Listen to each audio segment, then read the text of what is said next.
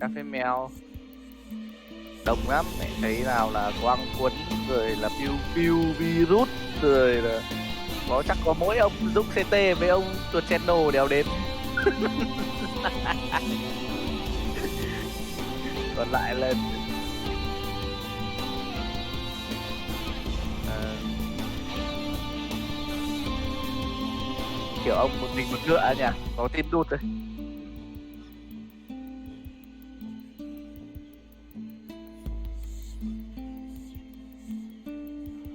Thấy mít thi mít thủng rồi là đến.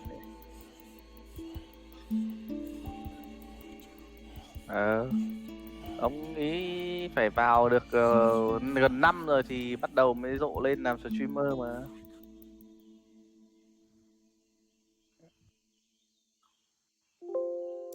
Hai anh em mình cứ vào quẩy trước đi, đợi ông kia đéo đéo bao giờ.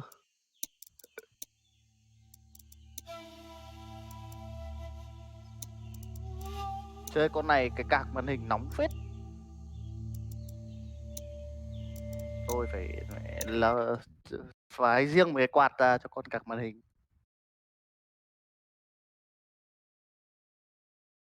Lỗi gì?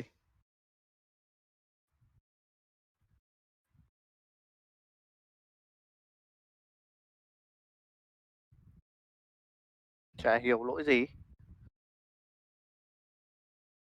Kêu ông kêu lỗi á? Không chơi được á?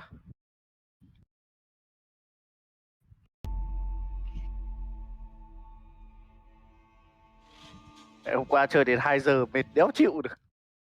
Sáng dậy cứ ngã ngừ, đầu lưng vãi lìn. Thôi em chơi 11 giờ rồi. 1 giờ 12 rưỡi rồi. 1 giờ là nhiều đấy. Chơi tầm 12 giờ 12 rưỡi là kinh. Đầu lưng vãi cứt rồi. Ông cứ làm ca 8 giờ 10 giờ 10 giờ 12 giờ là ông cứ làm ca 8 giờ 10 giờ 10 giờ 12 giờ là ông cứ làm ca 8 giờ 10 giờ.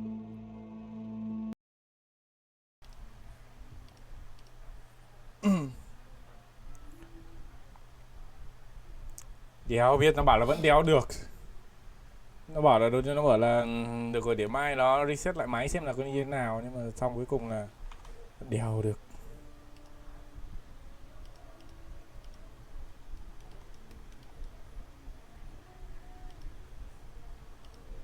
Bộ gì nhỉ? Bộ ở trên TNC à? TNC channel à? Của ông Sơn Dâu ấy, có 10 mấy triệu, 12 Hello triệu anh 7. em. Chào tất cả anh em.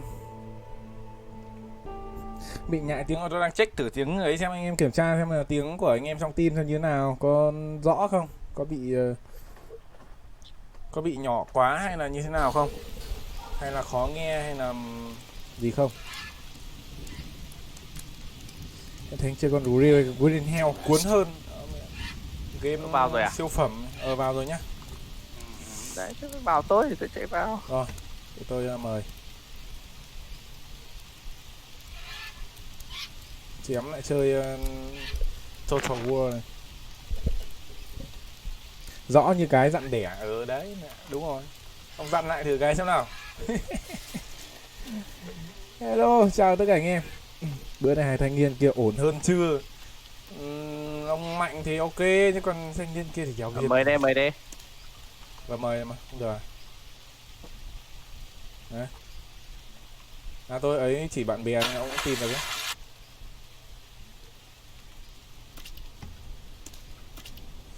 Rồi, khoe anh em quả biệt thự 5 biệt sao thự rồi đó. 1000 tỷ đây. Biệt phủ. Mẹ biệt thự gọi gì nhỉ? 2 mặt hồ à? View nhìn ra hồ đúng không? Thế hai thanh niên chỉ ăn với ỉa không nên à? Đâu, chưa vào. Đâu rồi nhỉ? Chưa vào. Có thanh niên kia thì mới ỉa thôi, chỉ ăn mới ỉa. Bố tổ sư.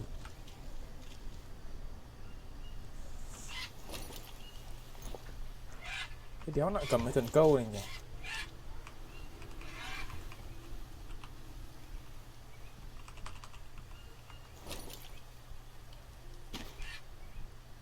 Có cái cần câu ở đây nhỉ? Lâu vãi đai ạ. Trời, sao lâu thế? 100.000 kiệt ngân. Xem nào, đá đụng đi đâu nhỉ? Chết mẹ giật. Có đồ ăn đây này, cứ mỗi lần mà reset game là nó lại có đồ ăn này này. Cái ở đây lại có đồ ăn vãi đái luôn. Thuốc giảm đau. Rồi ok, hello anh em. Đấy. Đây, tôi đã vào đây. Ê, chỉnh cái Unity cái thằng nào đi ngu ngu. Ok, chúng ta lại quay trở lại sinh tồn thôi. Đây, Có giọng quen nhỉ? nè. Này có tôm chưa? À, chưa có tôm không ạ? Có giọng quen thuộc. Này anh em mình khéo chế nhà bùn dần đi là vừa không ạ? Làm là bùn thôi. Bây giờ mình cứ chặt chê, mình găm ấy vào xong rồi mình bắp bùn lên, phệt bùn lên. Thanh niên lợ tín có tiếng trên Cái gì? thanh niên có lợ tín có tiếng trên stream. Thanh niên lợ tín hôm qua đi tìm cái dây thừng Cái tre này, cái tre này bổ ra làm tre con à? được à? Không biết đấy, tôi đang thử. Hình như là không được. Bổ ra thì thành mảnh tre, làm sao thành tre con được? Chắc không được rồi. Ông nghĩ ra. Ái xà ơi, con vẹt kia mày dám đứng ở Đi trên lấy đấy à? bi đông chỗ cái xe đi á. Thôi gì, kệ, cứ từ từ.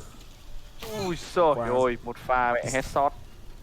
Cái mẹ suốt ngày đi bắn Vừa chim vào này. đã thịt ngay con chim rồi. Rồi để xem nào. Bây giờ là làm ấy luôn đi nhở. Làm bùn luôn này. Đúc cái diều xương á. Để xem kiểm tra các chỉ số để siếc xem nào. Mỗi cái còn một lửa không ạ? Để tôi chắc là tôi nấu cái gì đi, ăn. chiến đi. Cái máy bùn này để đâu cho nó tiện nhỉ. Sau này mình dùng nhiều. Đấy, cứ gần gần bờ ấy, hoặc là gần đống lửa. Ở đây nó ok này. Okay. Cần que. Thiện xạ con mẹ rồi. Hậu nghệ đấy. Hậu nghệ Mạnh Hà Đông. Mẹ hôm qua các ông không biết thì mẹ hôm qua nhá, một người vãi đái có con vẹt nó đậu trên cành. Bắn nó Bắn nó, cuối cùng nó đéo chết mẹ con chim đang bay xong bay qua thì mẹ hài đéo chịu được. Đâu đỡ được quả mẹ. Mẹ để hết sức rồi. Đi ngủ đã. Thế đi ngủ đi để tôi sức của tôi hôm qua tôi vừa ngủ xong thoải mái. Xem còn cái chỉ số gì đây.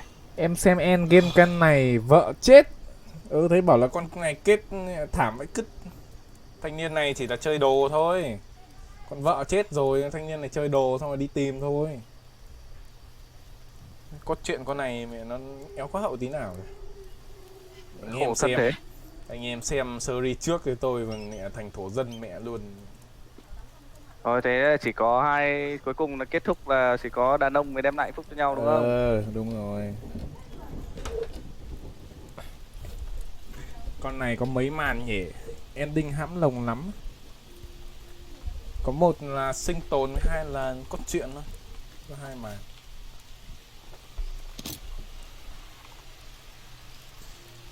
Thăm ngán không kịp ngần, giờ phải đi trả lời. Thanh niên thế nào, thiếu cái gì không? Sao cái này tôi không nhét được vào à? Cái đéo gì nhỉ? Nhét cái gì đấy? Đấy. Ấn cái này nó đòi cái gì không? Que. Ê, hai que à, có hai góc này. Que mới lại gỗ thôi. Đây nấu canh xương. Bạn ruột vào đây ăn canh xương này. Đớp luôn. Đớp luôn. Canh xương với thịt bào đốm. Thế thích ăn canh xương này, thích ăn thịt bào đốm. Tôi chán đéo gì cả, không ăn. Ô, một cái xương này nấu được 2 bát à? Đó. Đây, tôi vừa cho vào đây được 2 bát này, một bát dừa với cả một bát đấy đây. Vậy đái vậy. Úi rồi ôi, canh xương này lên nhiều chất lắm, chất béo, chất miếc để đầy đủ luôn. Ai da. Thôi này phải đi Ăn làm đi để tôi còn Đấy, đun ăn thôi, nước ăn đây. thôi. Làm phải lấy mấy quả chuối ăn cũng được. Tôi đun nước tôi đựng vào trong này cái. Thôi này, được cái quanh nhà mình nắm chuối vãi lìn ra, khỏi phải trồng. Ở đây thiên đường chuối mẹ rồi. Ok, phun nước rồi. Đấy. Nào, bây giờ bắt đầu công cuộc là đi làm kỹ sư đây. Xem nào, làm bùn trước. Tôi đi lấy cây que đã. Cây que đúng không? Ok. Ok. Ông chặt cây dài, cây nhật ký, cây lốc trước đi. Ok. Cần, Có cái que dài rồi đấy chứ, nhưng mà không được. không, cái lốc cơ, cái khúc to đùng. Nó đòi Cái chặt cái cây to đùng này gì? Đây gì, cây này gì? cây này vẫn chưa to, cây này vẫn bé. Đây cây này thì chắc chắn là cây này luôn. Được cái ở đây cũng sẵn đồ nhỉ. Đồ đéo cũng có. Thiên đường mẹ luôn.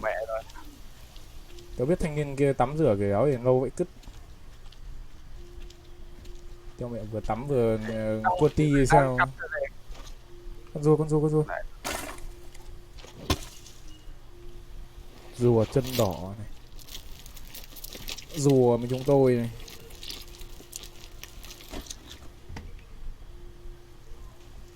Hết thịt rồi.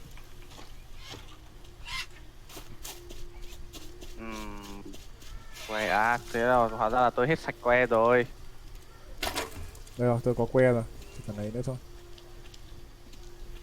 Đi nhặt nhạnh mấy Chỉ cái cần que lốc thôi. 8 khúc lốc cơ. Vậy đái nhỉ. Vác hơi nhiều, ông cứ chặt đi tôi vác về cho. Gần đây có lợn nhá. Có cả heo vòi mà. Ông ơi, hình như lại bị tiếng robot rồi. Ông ơi, cái cốt truyện nó có thay đổi gì không? Không, tôi đang chơi là sinh tồn, nó chưa ra ấy đâu. Nó chưa ra cái story mode co-op đâu anh em ạ. Nó chắc là đợi 1-2 tháng nữa bắt đầu nó mới update cho, chứ còn nó mới mà cái Anh cứ tổng chuột đây, ông bị tiếng robot hay sao ấy? Ông nghe tôi bị nói tiếng robot không? không. Đây rồi.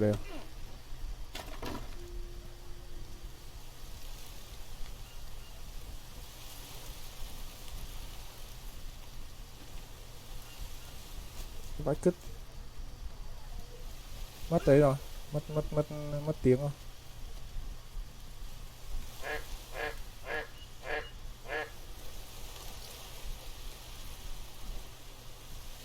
Mẹ, cái Discord phải ngu người rồi. Cái Discord ngu người. Alo. Không nghe thứ gì luôn. Quên mất, để tôi bật quả nhạc huyền thoại lên anh em.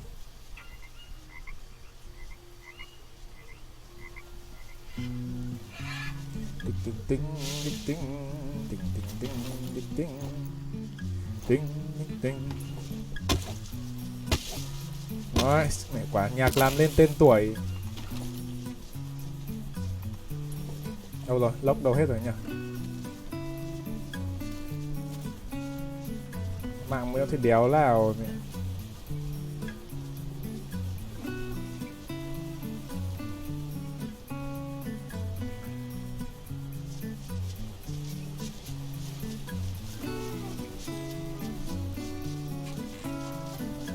Em chờ tôi tí để tôi đổi thử cái server của cái Discord xem nó nào mất mẹ nó tiếng rồi không hiểu.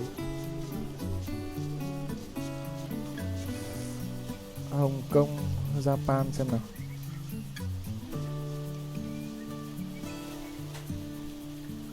Alo.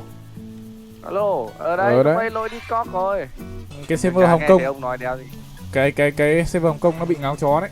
Tôi vừa đổi sang Japan rồi. GAV chơi. Mẹ, chơi GAV đâm ra lại ngon anh em. Bây giờ anh em chịu khó ủng hộ Japan nhá. Trong rừng không rượu cũng không mưa. Bác cả tí nó lại mưa rào nữa thì Ơi, mưa lòi mắt ra đây thầy lại bảo không mưa. thịt béo là nặng quá rồi. Tôi có miếng thịt cá Đúng rồi, rồng nướng. xây cái chỗ đấy nó hơi dở không ạ? Nó vướng cái con rắn đấy, vướng con Anaconda này đi hơi khó.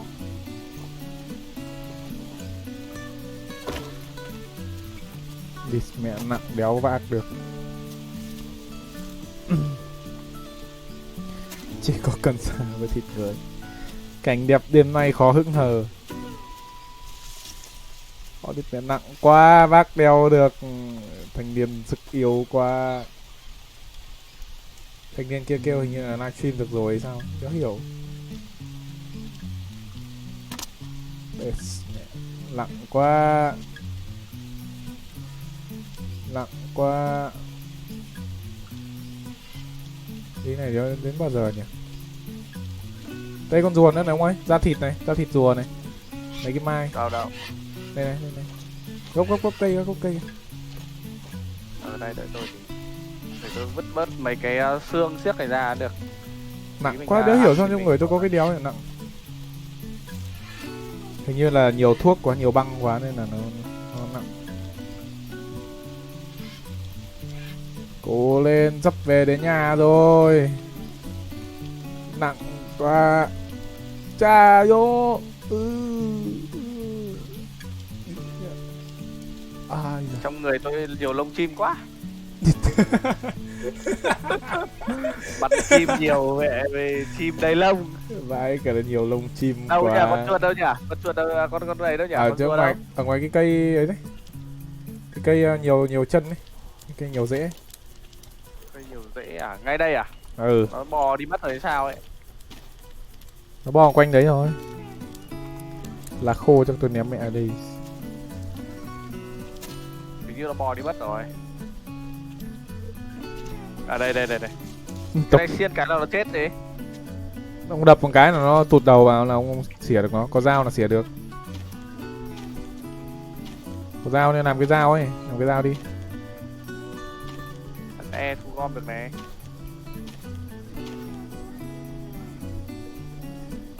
Nè. Làm cái tên xem nào. Được 2 mũi tên đấy.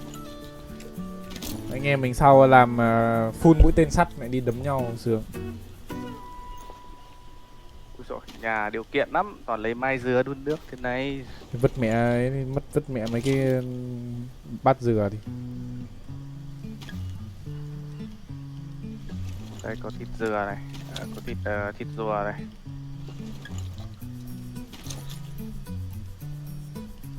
Vứt bớt cần sa không được anh em, đồ của tôi nó không vứt được. Đồ quý, đồ hiếm nên nó không vứt được. Xem cháu rùa như nào nào. Rồi. Nói chung là nhiều đồ quá à.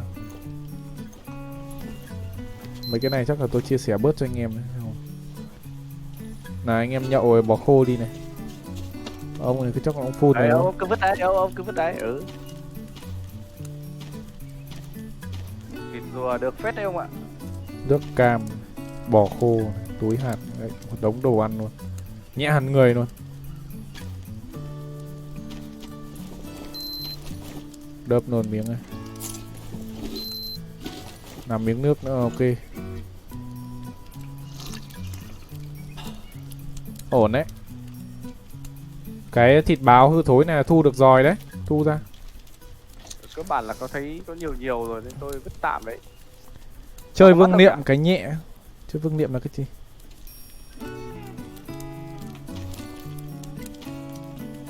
Mấy cái thừa này là ấy ra ngoài đi. Cái bát dừa thừa này đem ra ngoài đi. Ngoài nước mưa mà thích kiểu uống. Vứt ra ngoài này. Mẹ ở đây có mấy con ếch phi tiêu độc nhỉ? Cho vào lồi nấu luôn. Nhiều. Rồi, 2 khúc gỗ nữa thôi. Bây giờ ở đây có không nhỉ? Mẹ lại mưa rồi. Khúc này phải này. Đấy. Lốc đấy. Ngon. Đỡ Đây phải có đi tổ xa. kiến. Đỡ phải đi xa. Game of Torres. Đấy, xong rồi. Đút bùn ra em. Bây giờ có bùn là được gì? Có Có phải đi cho chặt nó. cây được không? Có cho đúng không? Không có cho đúng không? Tôi có một ít đây. Có than đá là cũng ra cho được đúng không? Ờ. Than củi ấy. Không Củi không không, ra cho được thôi, đúng chỉ không? cứ cho thôi. Cho lửa chạy. Thế bây giờ là tôi sẽ làm một cái bếp lò. Một cái lò bùn. Đây. Để đâu được nhỉ? Cái lò này để đâu được nhỉ? Mẹ cái vướng cái con đĩ này vãi. Bây giờ tôi đập cái này đi. Lại có con rùa nữa này, nhiều rùa lắm không ạ? Thôi cho nó bò vậy. Mình nhiều quá chả đẹp gì.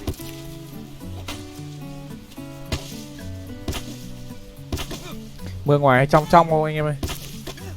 Mưa trong game ấy. Con rắn mất dậy này.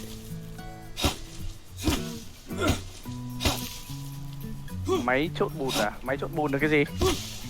Đấy. À, hóa ra là mình vào mình trộn à? Chết mẹ, các ông Việt hóa ông dịch máy trộn bùn ạ, vãi cả cứt. Nghe có vẻ mẹ. Cái này là như kiểu Steam nó tự dịch kia chứ còn Làm con cá mới được. hình như Steam nó tự dịch thì sao chứ. Làm con cá mới được. Ôi ôi.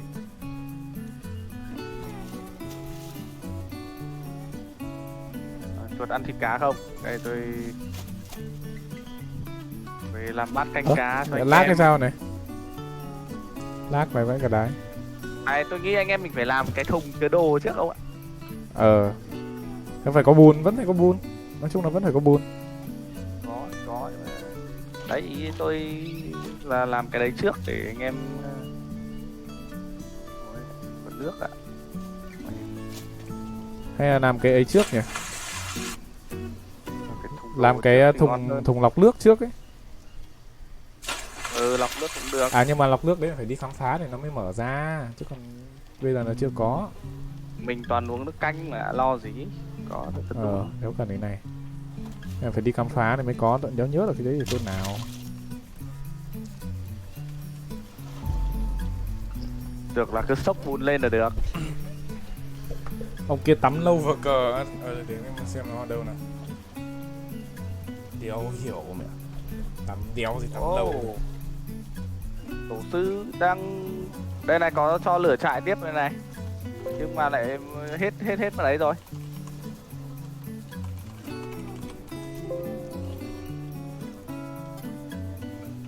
Rồi bây giờ đút ấy vào đây ông ơi.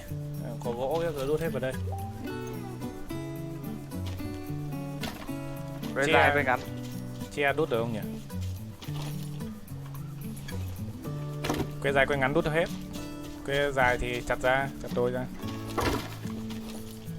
Địt mẹ to quá ra đút được.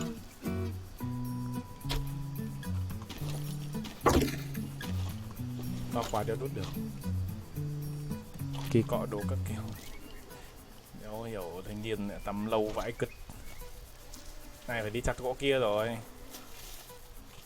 Nếu không tôi chắc là phải gì nhỉ? Đút lại cái lửa trại phát. Tắt rồi không ạ?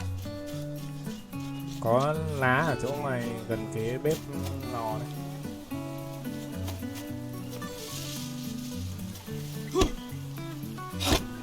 Xem nào. Chung là gỗ nó vẫn là một cái gì đấy khá là cần thiết. Đấy, chú Tếu cũng vlog kia rồi.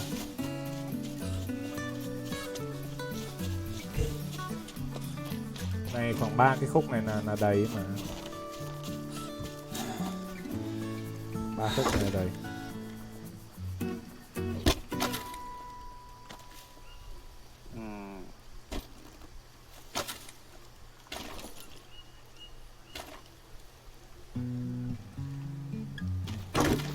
Lốc tấm ván này.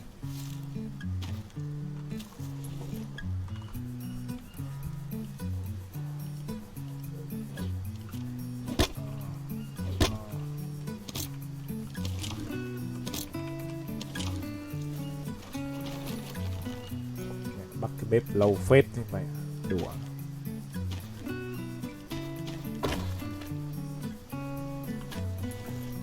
Nhiều cây rồi, tao phải chặt.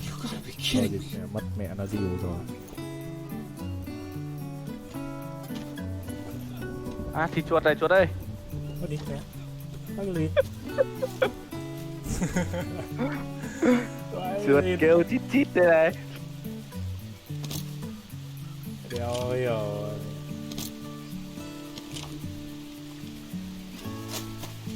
Ok đây. Ra rồi. Đâu cái làm thế nào mà để đánh lửa đây ông ơi? Ông có cái đuốc ấy, đánh ở trong đây. Cái đồ để tôi chế cái đánh lửa, không biết là cái đánh lửa trông như nào. Đây cho cái ván này này. Đấy. Đồ quay tay đấy.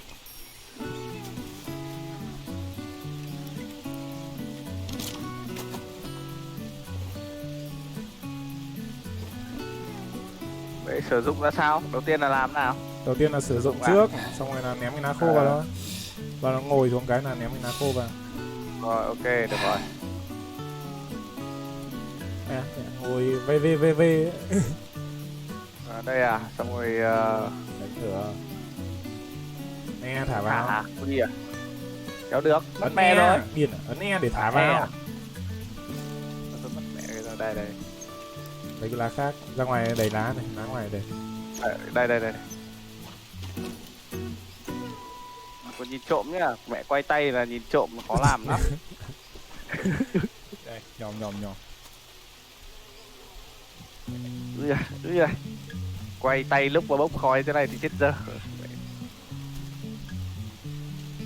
Ái già. Rồi, ok. Ái già. À đã xong rồi đấy. Mẹ. Nhanh đi, đéo ra nhanh đi. Mẹ không ra nó cháy bung bung không ạ? Rút ra ngay, mẹ không cháy. Chậm một tí nữa là hết rồi. Chậm chút xíu thôi. Ôi thì việc nãy giờ làm mãi mới được xong rồi. Khổ ấy cứt. Làm cái bếp lấy cho khó vậy đeo tả được.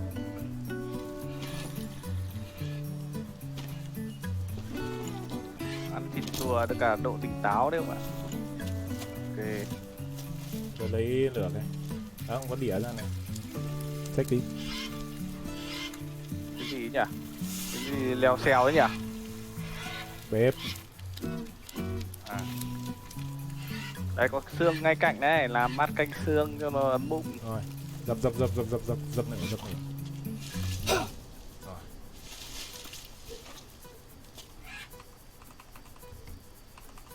Tôi phải chế tên này. Tôi phải đi kiếm ít đá nữa cơ. Lấy đá để mà làm dụng cụ.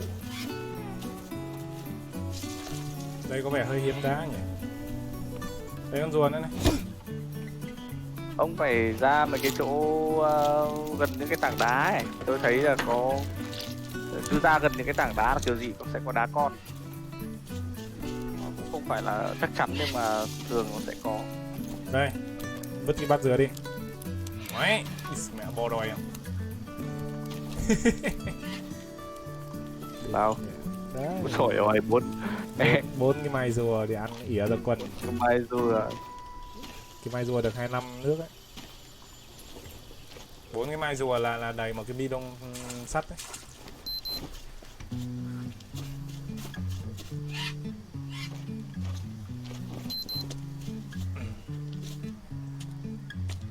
Chỉ thiếu ít chuối thôi.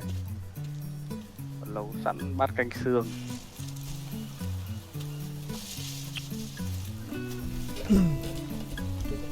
Chim chóc đâu cứ kêu loạn xạ lên nhỉ? Chiếu người tạo. Con báo hay con gì đây? Con tối. Lấy mẹ mất cái giáo của mình không? Chết thì cưng. À, Nhờ cái con vẹt này. trả giáo cho bố mày. Ui đi càng xấu vậy lồn rồi. Tìm cái nó đâu đây?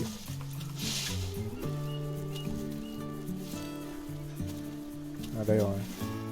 Con đưởi này. Con đưởi này. Ui rồi ôi, cá sấu đeo thì bắn mỗi phát thì lăn đùng chết thì Chắc cái con cá sấu hôm trước đấy. đéo hiểu. Nó phải đéo nó dây leo ở dưới đất được không ạ? Mất mẹ nó cái giáo rồi. Chắn tại đây. Vứt mẹ cung chè thì cung chè lởm đấy cực. Kia bắn nó sướng. Cung bộ lạc ngon hơn không ạ? Cung của bọn của dân ấy. Cung đấy là bo đoi. Cái này xong dùng là bị hỏng đúng không? Hỏng nó mất. Nó không có cho mình sửa nhỉ? Bọn này còn lạ vậy. Ui, ra đánh bọn của dân đây.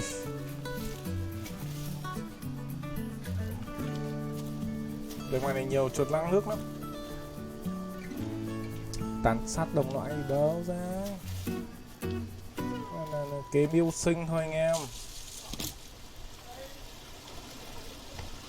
Của hòn đá chứ, đúng là hòn đá.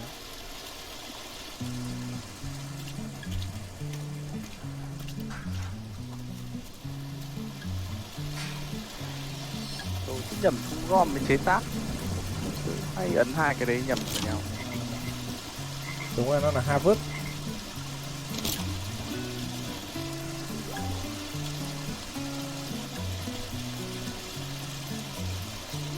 Đéo nhớ. Đéo thức nó đâu mẹ. Xương.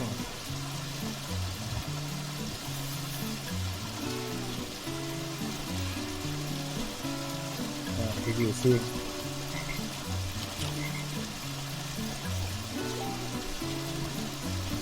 Chế tác phải khớ khớ mũi tên rồi đấy. Cái này chắc là ok rồi. 5 cái nó bắn ỉa rồi quân.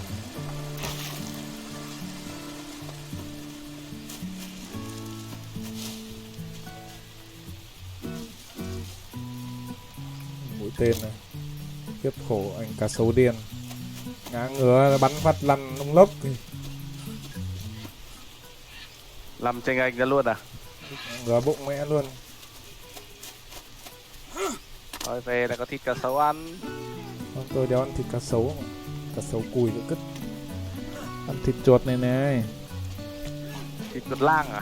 Chuột lang. Đây là con rùa giật giật ở đây này. Nhiều ấy cứt rồi bỏ mẹ đi. Ở đây mẹ được cái là rùa nhiều vãi. Ôi nhiều than thế. Than này cho vào bếp được đấy. Thế á? Cho vào bếp là nó được nhiều hơn củi đấy. Mẹ, than này sau này mình để là mình đốt lò lúc lò lúc ấy lúc Sắt gì? sắt ấy. Đây tôi lại có thêm một cái cho lửa trại ở đây rồi.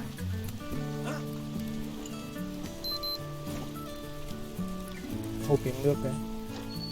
Rửa đã tắm. Làm tí bùn sông. Rồi.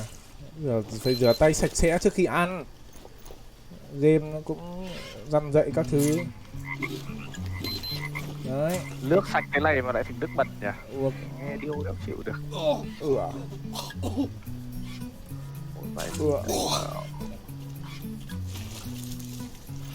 Làm tí rửa ráy ngay. Đớp vào.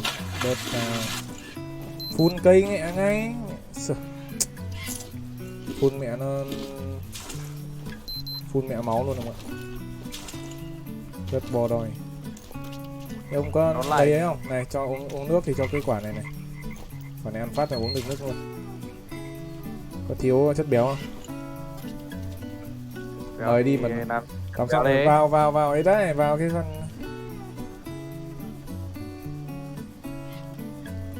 Đấy, mời nào. Yếu khê phết đấy, 4 cái quả này thì mới được. Mẹ game giả lập đầy nước mẹ rồi.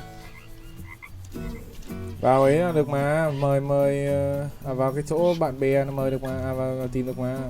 Vào tham gia ấy. Rồi. Ông lại nói giọng Doraemon rồi. Doraemon à, hiểu.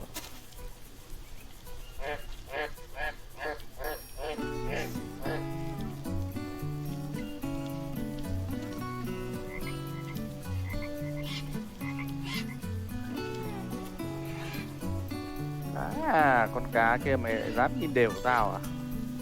Mày ở dưới nước mà mày dám nhìn đều cái thằng đứng ở trên cạn à?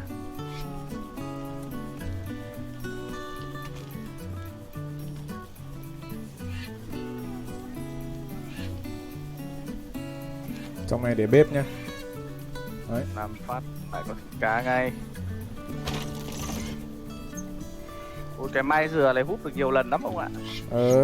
Hai mấy. Ngon mà. Dừa cá hơi nhiều. Bây giờ anh em ta sẽ chế cái ấy đi, cái tủ bảo quản đi không ạ? Chứ không hỏng hết. Không, cái tủ đấy nó chỉ là những cái dương thôi, chứ nó không bảo quản được đâu. Thế á? Nó chỉ giống cái dương thôi, đủ để đồ linh tinh thôi. Ôi trời. Thế chừng nào xây biệt thự đấy? Bây giờ xây đấy. Chuẩn bị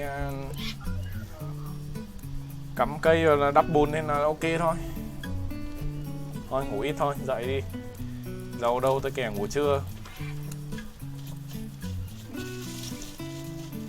Cóc tía ở đây được cái 5 cóc 5 nhái. Làm cái bể lọc nước ấy, nhưng mà tôi chưa có công thức anh em ạ.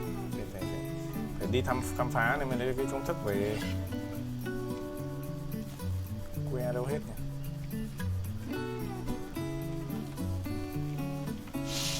Được 50 que mà nhỉ? Cần che to che nhỏ. Chia dài. Cái che này tôi thấy đằng này này.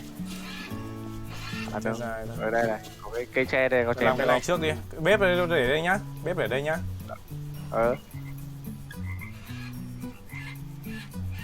Sợ chỗ này đéo được này chứ.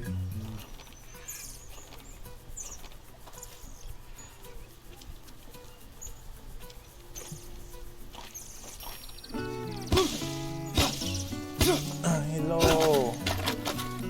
Để quả view nhìn ra biển, ra ấy là được, ra hồ là được. View nhìn ra hồ mà. Nói chung là vẫn bo đói. Đó là được có 4 cây à? Lên phải cứt. Mũi che thế mà cho được có 4 cây.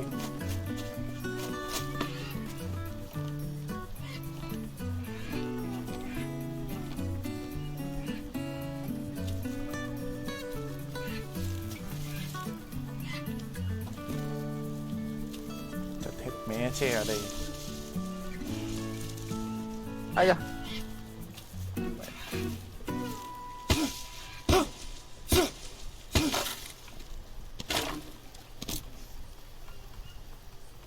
Mày thấy cái nào? Ok. Làm gì đây? Thăm ngàn đi. Hay quá. Đây. Đang đi. định bắn con chim để làm thịt chim. Khổ. Đây tôi đi chặt tre với ông này. Đi hẳn sang bên kia kìa, đầy tre. Bắt từ lần trước.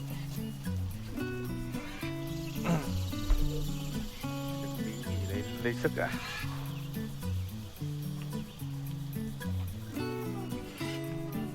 Đấy. Đút bùn vào. Rồi ngay.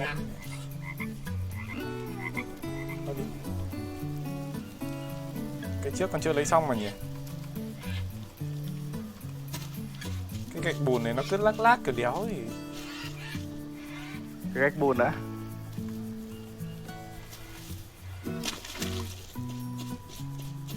Vừa nhào xong mà. Này phải đúng ra là phải lấy xong nó mới cho nhào. Nó mới cho nhào tiếp mà bây giờ chưa lấy xong nữa cho nhào tiếp nữa. Lắc phải cứt. Vừa mất mẹ nó 2 miếng vừa lấy rồi. Không nhào tiếp mà đúng không? Mất mẹ 2 miếng vừa lấy rồi. À thế à? Cứ phải làm hết thì mới nhào à? Làm xong mới là nhào. Nó lag ấy, đúng ra là nó phải làm hết nó mới cho nhào ấy. Đấy ở sao nó lag ấy. Tôi thấy nó bảo cho vào thế là tôi cho thôi. À đâu đéo mất này. Đi mẹ đéo hiểu game. Chào các giờ. Ai dạ ơi, lại robot rồi. Các con giời. Con giời làm cái gì đây? Robot rồi, đâu nghe thấy gì cả. Để ta vào game cái robot rồi. Doraemon rồi. Phải có thêm nhân lực rồi. Đã tạm. Ok, xong mặt đấy nhá. Thì mẹ nói không phải đùa chứ thì mẹ dạo này ở xa vừa vào cái ta dẫm mẹ lấy cái bếp chảy con mẹ nó máu chân. trí thoát game mà. Hình như là vừa đủ Xe luôn đâu với cái bếp. ơi. Chỉ cần bé thiết trúc ngu rồi. Đấy, Các vừa con đủ rời cái đâu bếp. đấy? Vẫn đấy đấy. Đâu? Ta quanh thằng bụng Rồi. là chúng mày chạy đâu hết rồi? Cứt luôn. Rất là nhà mà mẹ. Đâu? Kéo xếp tiền bông này đứng ở đéo đâu rồi. Cái này có cái lò đốt bùn thế này. Đứng ở cái chỗ hôm qua mà để mẹ chỗ anh em mình có hèo này. Ừ. Của các ông đâu? Tôi ở cái chỗ mà hôm qua mình đến được đấy. Cái chỗ cái chỗ cái con chạy cái con mà nó treo đây Kia này. nó đã vào game đéo đâu. Cái câu có nhìn thấy tôi à?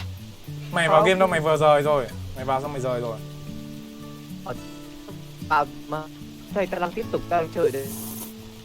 Cháu Mạng hiểu. này. Con mạng Kéo đâu. Mẹ kéo lạc sao mẹ là không biết khác thôi. Không. Sang mẹ Đã khác on đâu. rồi. Chúng ta mời nào. tao bị Em thấy on. sao ấy nó giật nhưng nó lúc có lúc không thì hay là tại trong giếng rồi trong giếng con tao có mập vậy Không thấy mày on nhá, không thấy mày on. thế on á tao xem lại nào tao thêm mày lại đi tao thoát tao vào lại nào Ông nhập mẹ kênh rồi sao? Mày biết sao? mặc móc như thế Mày nói chuyện với mà. Lạc mẹ sang vũ trụ khác rồi. lại Sang mày vũ mời trụ lại khác đi rồi. Có thấy đéo đâu mà mời. Đéo thấy on thì mời thì kiểu đéo ấy. thế on á Cái đéo thế thỉnh thoảng có thể tầm phát nhỉ. Đăng đấy vẫn thấy đăng xuất cái stream ra, thoát ra đăng xuất lại đi và vào lại đi. đùa mệt lấy vãi luôn Thế máy móc thế nào rồi? Ngon chưa? mày nghe tiếng tao nói có bị vấp không Có Robot. cái robot mạng của với tao cứt. mạng mình nghe nhầm đồn sao vậy Mẹ xem check nhiều đâu. giờ này biết sao giờ thì dám sang mới Hết được mẹ cho rồi không còn cho không ơi. Tôi vứt ở đây đây. Ở đâu? Đây ở bếp ấy. Tôi vứt ở bếp. Không thì đợi tôi về tôi có mấy cho đây, có 2 cho đây. Cho cơ không phải là than đâu. Cho cho ấy. Có bếp gì? Đợi tôi tí. Còn đi than mình cứ cho. Đây. Cho đây. Thế mình phải làm mấy đống lửa không ạ? Thì mới có đủ cho mà làm. Phải Làm cái phát lò vài này cũng được đống mà. lửa. Làm cái lò này cũng được. Nó có cho không? Cái lò này cho 3 cho nữa.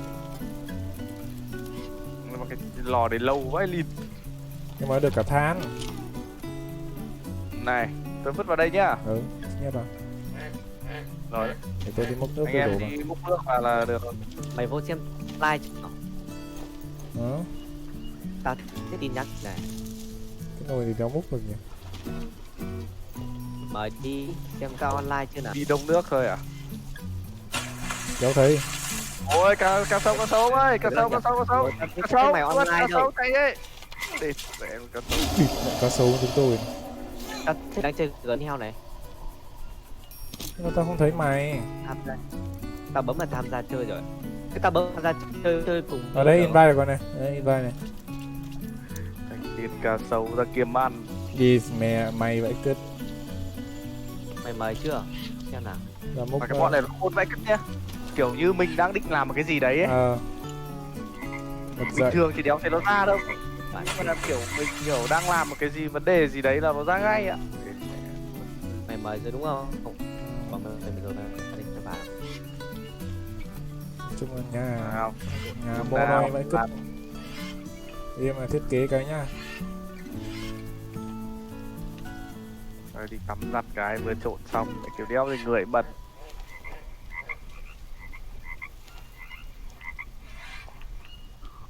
Trong cái đầm lầy đấy chắc có một con cá sấu thôi nhỉ. Đéo nó ra liên tục. lâu thế lâu mãi Tôi đi ngủ tí đây.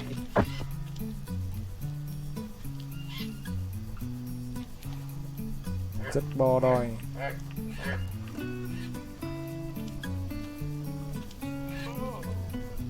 Rất bo đôi. chúng mày thằng đâu đấy Cá sấu vừa ra đã 2 tiêu. Mày chưa vào đấy, đây đã tham gia ở đây nè. Đây vào đây. thì phải ở cái này nhỉ khu này có cái đéo đây là Đấy đây thấy chúng H1 thì khác gì với thường vậy? Thì cái anh em đây. độ Đâu? đói của nó sẽ Đấy, gay gắt hơn đấy, anh em ạ. sao chưa? Nó sẽ Thì cá đây hơn không? vậy lên Kéo hiểu robot. đi cop lỗi hay là các ông lỗi mà thấy toàn là tiếng robot thôi. Thế cho tôi xin Tôi phép đổi là tôi đổi lại Hồng Kông xem nào. Alo alo. có cái tỉnh táo lên luôn. Rồi đấy. Đấy được rồi. Giờ đi làm cái gì rồi anh em? Hôm nay làm cái gì đây? Hôm nay Đây mày đi chặt tre đi, mày lót hết cái đống này đi. lót hết đống này là lót cái gì? Đấy. Đây cái tre nhỏ này gì? Chặt Cái chia dài đây. à Đấy, ông cứ tiến lùi thế. thế mày làm cái này à? Để tao đi chặt mang về xong mày làm cái gì mày làm nhá. Được cứ chặt đi xong rồi vứt đẩy được. Được, để tao đi kiếm là xem khu nào có tre nhỉ. Nhưng mà cái khu này có chim chóc thì không, tao ngại gặp động vật lắm, thì để số tao nó yêu quý động vật. Đi sang bên kia ấy, đi thẳng sang. Đâu cái chỗ nào nhỉ? Cái chỗ hôm nọ anh em mình đi đến đây nó đi qua nhiều bụi tre lắm mà. Được Đâu rồi. hết rồi. Ông cứ đi thẳng sang, ông cứ đi thẳng sang đầu bên kia ấy. Đi thẳng. Chỗ này nó có cá mập gì không? Không, quá xấu thôi, tôi vừa giết rồi. Mẹ thế vãi lồn thì mẹ ông chùa tôi à? Tôi giết rồi. Rồi Alo tôi nói đồng bào hay là rõ không? Cái H1 thì nó sẽ nhanh đói hơn bình thường anh em. Nhanh đói hơn. Cái Nó tre cũng nào nhỉ? sẽ nhiều những cái động vật nó Cứ đi thẳng qua cái cầu tre Nó- đấy. nó Cả gây gắt đường hơn. tre trước mặt ông luôn. Đéo nữa. Cái cầu tre ở đoạn nào nhỉ? Đây à? Cái cầu tre đấy. Đây phải cầu tre đâu? Đây là cầu gì? Thì mẹ Cầu đây nó truyền là hình à? đây nó là cầu khỉ gần mẹ rồi, làm đéo có cây tre nào đâu. Thì mẹ toàn cây rừng ngập mặn thôi. Ghê Biết bó. là đằng trước đây cho thấy ông. Mẹ Tôi sang đây tôi chặt suốt mà. Mẹ tôi vào đây tí tôi lạc, tôi đéo biết chỗ ông mà tôi về đâu. Thì mẹ cái con đéo gì nó kêu ghê thế nhỉ? Ôi, đi vào con lợn này. Mày đứng im đấy. Mày đứng lại cho tao. Tao thích trêu ngươi không? Mày có biết trong cái khu rừng này chỗ nào có tre không? Mày dẫn tao đến. Tao đi theo mày nhá. đéo được rồi.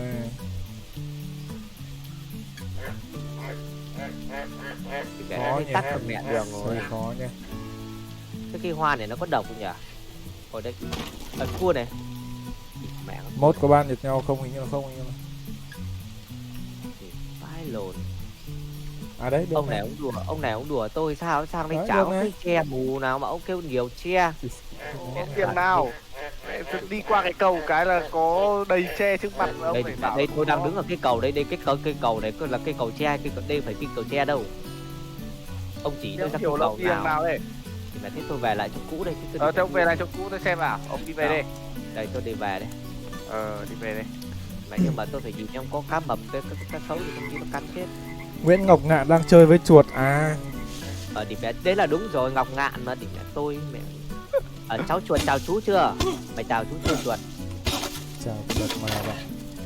Thì mẹ cái thằng mắt dậy này sao mày gọi ta bằng mày? Đâu mẹ ta bảo bạn mà. Người ta nói rất là văn minh là bạn nha bạn. Cái thằng này láo tiết, tao bạn bè gì với mày? Tao danh con bằng tuổi mày mà bạn bè. Hay à ghê, Mày mày có- lật mạng ghê, ghê, ghê Mày mạch mồm rồi. thế nhỉ? Tí nữa mà có chết đeo cứu chứ. Mày gặp chú Ngạn mày lại láo tiết thế à? Có ngày bố mày Ghê, cho mày thì ghê. mày Mày thì ghê mày rồi. có tin Mày cho mày thì đắp bộ cuộc tình không? Mày thì ghê rồi. Bà chỉ đánh á, mình đi nhầm đường sao ấy. Ông về nhà chưa? Tôi đứng đây mẹ cả buổi chiều chứ đứng đây từ chiều rồi đéo thấy ông đâu rồi nào. Thì để như sao vừa nhảy qua cái bếp sao? Ôi, Mấy hôm trước bận cả ngày. Ôi hay mất điện không xem được. ông đứng đây. Đâu rồi? Suốt ngày bị điện lực sờ gáy á. Dạ ở đâu? Chỉ tôi lại cái đường cái cầu đâu nào? À đây Đây, đây. chỉ thấy giờ thấy đây cầu đấy rồi. Ôi, Gì đấy? tôi đang nhìn Ai nó lại. lừng đấy mình sang cái cây cổ thụ ạ. Chết rồi, bị kiến đốt rồi, kiến đốt vào mông Che nhỏ. rồi. Chặt tre nhỏ phải không? Chưa dài. Tre dài dài ấy, cái bụi tre ấy, cái bụi mấy Có cây cái nó bụi mọc mà lên 4 năm cây ấy. Ông ơi ông sang, ông cầm cho tôi ít. Tôi bổ nhầm cu mẹ đã đau quá. Mẹ thế mới mất che. Đấy cả robot. Tôi nghe tiếng ông robot rồi. Không biết ta phải nói chuyện kiểu gì với ông đây. Họ đi xui tôi sang chặt tre mày đéo cho tôi cái con gì ngoài tôi nghe vào âm phía rồi này làm ăn nữa. Tao gọi là bạn mà mày. Đấy. Ông kia có Em kênh tôi riêng không? cần- Có đấy. Thiện Hải Tặc nhá, anh em qua sub ủng hộ Nguyễn Ngọc Ngạn. Đấy, nghe mày thì không Anh qua mày cho nhìn cái cây tre này của tao cho Ngạn một like một subscribe nhá. mày thấy Thiện tao Hải có Tặc động lực nhá. Anh em thế sub tao nỗ lực được tâm một cây tre này về cho mày đấy. Đây đây. sub thì ủng À thì hộ cái hoa ông ly ấy. ra để chưa kiến cắn à? Mày mới À chỗ đây. Ơi, hôm nay mình không Ly live vào là chưa kiến cắn à? ăn tiếp cái gì cơ? mình đăng clip bên sau cho các Cái bạn hoa nhá. ly ấy, cái hoa tím tím là chưa Kênh kiến của cắn đấy à? bảo cái Đúng rồi. ăn ở cái gì thằng nào ăn ở mắt dậy hết. Mày cần bao nhiêu cây đấy tao tên tao Đèo mẹ toàn ấy thôi, nói ít thôi, mẹ toàn robot tôi chả nghe được đéo gì cả. Đéo rõ gì cả. mẹ Nói nhiều toàn robot chả nghe được đéo gì cả. Bật bài lịt. theo là thế chúng mày không nghe rõ à? Không sao thì nào. Nghe thì nghe được, nghe robot nghe như kiểu lợn ẹc ấy. Sao chúng mày mà chúng mày lại không nghe được của tao? Lý Tao đã robot thì nó còn nói nhiều thì đéo hiểu.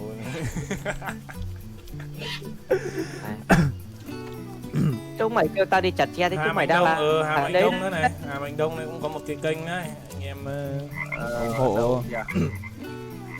Thế rồi gần hỏng gì rồi? Video mới nhất thôi đéo thấy vào có 3 tuần trước này đéo nào. Mấy hôm nay tôi có chơi đâu. Tao có cung Làm tôi chế tác cái hoa lily xong rồi làm nào nữa. Chế tác thêm kèm với lại cái băng ấy. À thôi chết mẹ rồi, tôi chế cái kia nó thành mục dữ. mà mày cần que tre dài hay là que tre ngắn nhỉ? Dài. Dài dài cho tao phát. Lần sau nói thì nói một thể Nói chậm. Mày nói chậm thôi. Nói nhanh Chậm. quá nó bị robot. Tao đéo nghe được gì cả. Alo. Bảo không nghe được mai clip nghe Nói lại chậm thôi.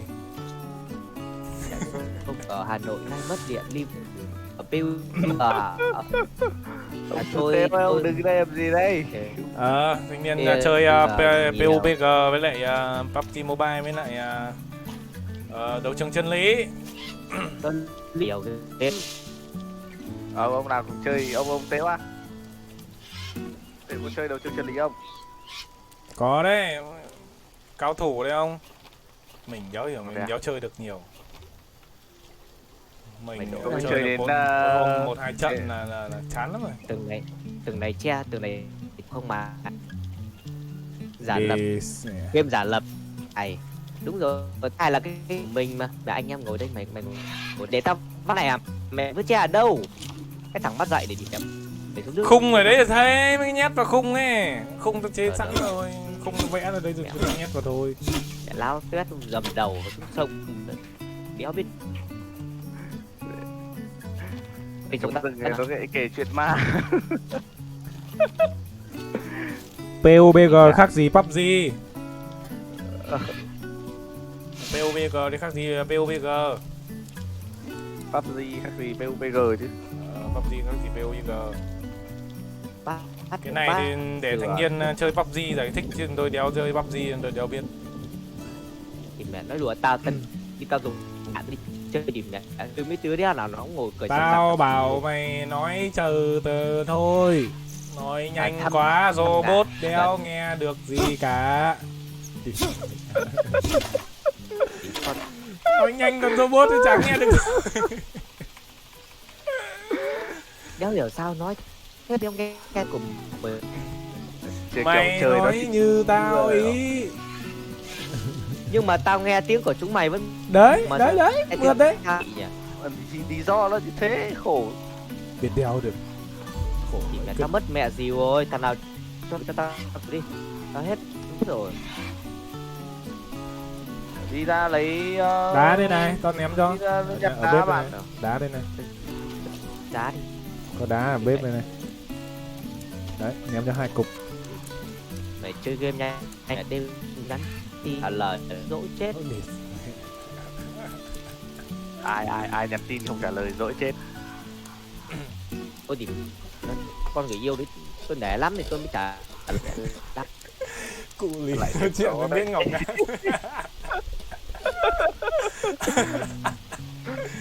Ôi ơi, bây giờ tắt mẹ mất cái bếp rồi. Tắt mẹ mất cái bếp rồi. Con gái con đứa tạo Đây rồi. thì thấy tao nhặt để đâu nhỉ? Đâu? Ông kia tăng não chưa? Để Sao tôi thấy ông cứ vẽ đi nhảy mẹ Michael Jackson ở một chỗ này. May mạng nó kiểu đéo thì. đá đâu mày? Đá Đây này, ông chuột này, cứ thấy ông chưa, ông này ông đang nhảy Michael Jackson đây này. Tôi thấy toàn đi tốc biến đéo hiểu. sinh viên thôi mẹ mày. Lặng quá. Mang mỗi tí thằng lặng bởi cực. Tí nói chuyện với Nguyễn Ngọc Ngạn. Đúng rồi, cái sợi này mình cho tao viên đá mà đâu rồi?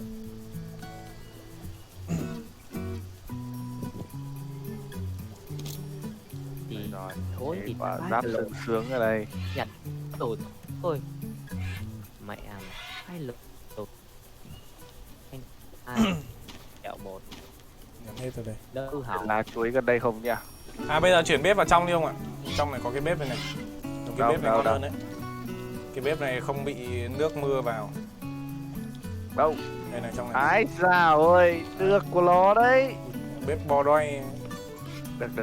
Được. Bếp này quá ngon luôn. Đây thì tôi Ở đây tôi làm cái cửa sổ này nhìn ra trông mưa nhá. nhìn xem cá sấu ở đâu.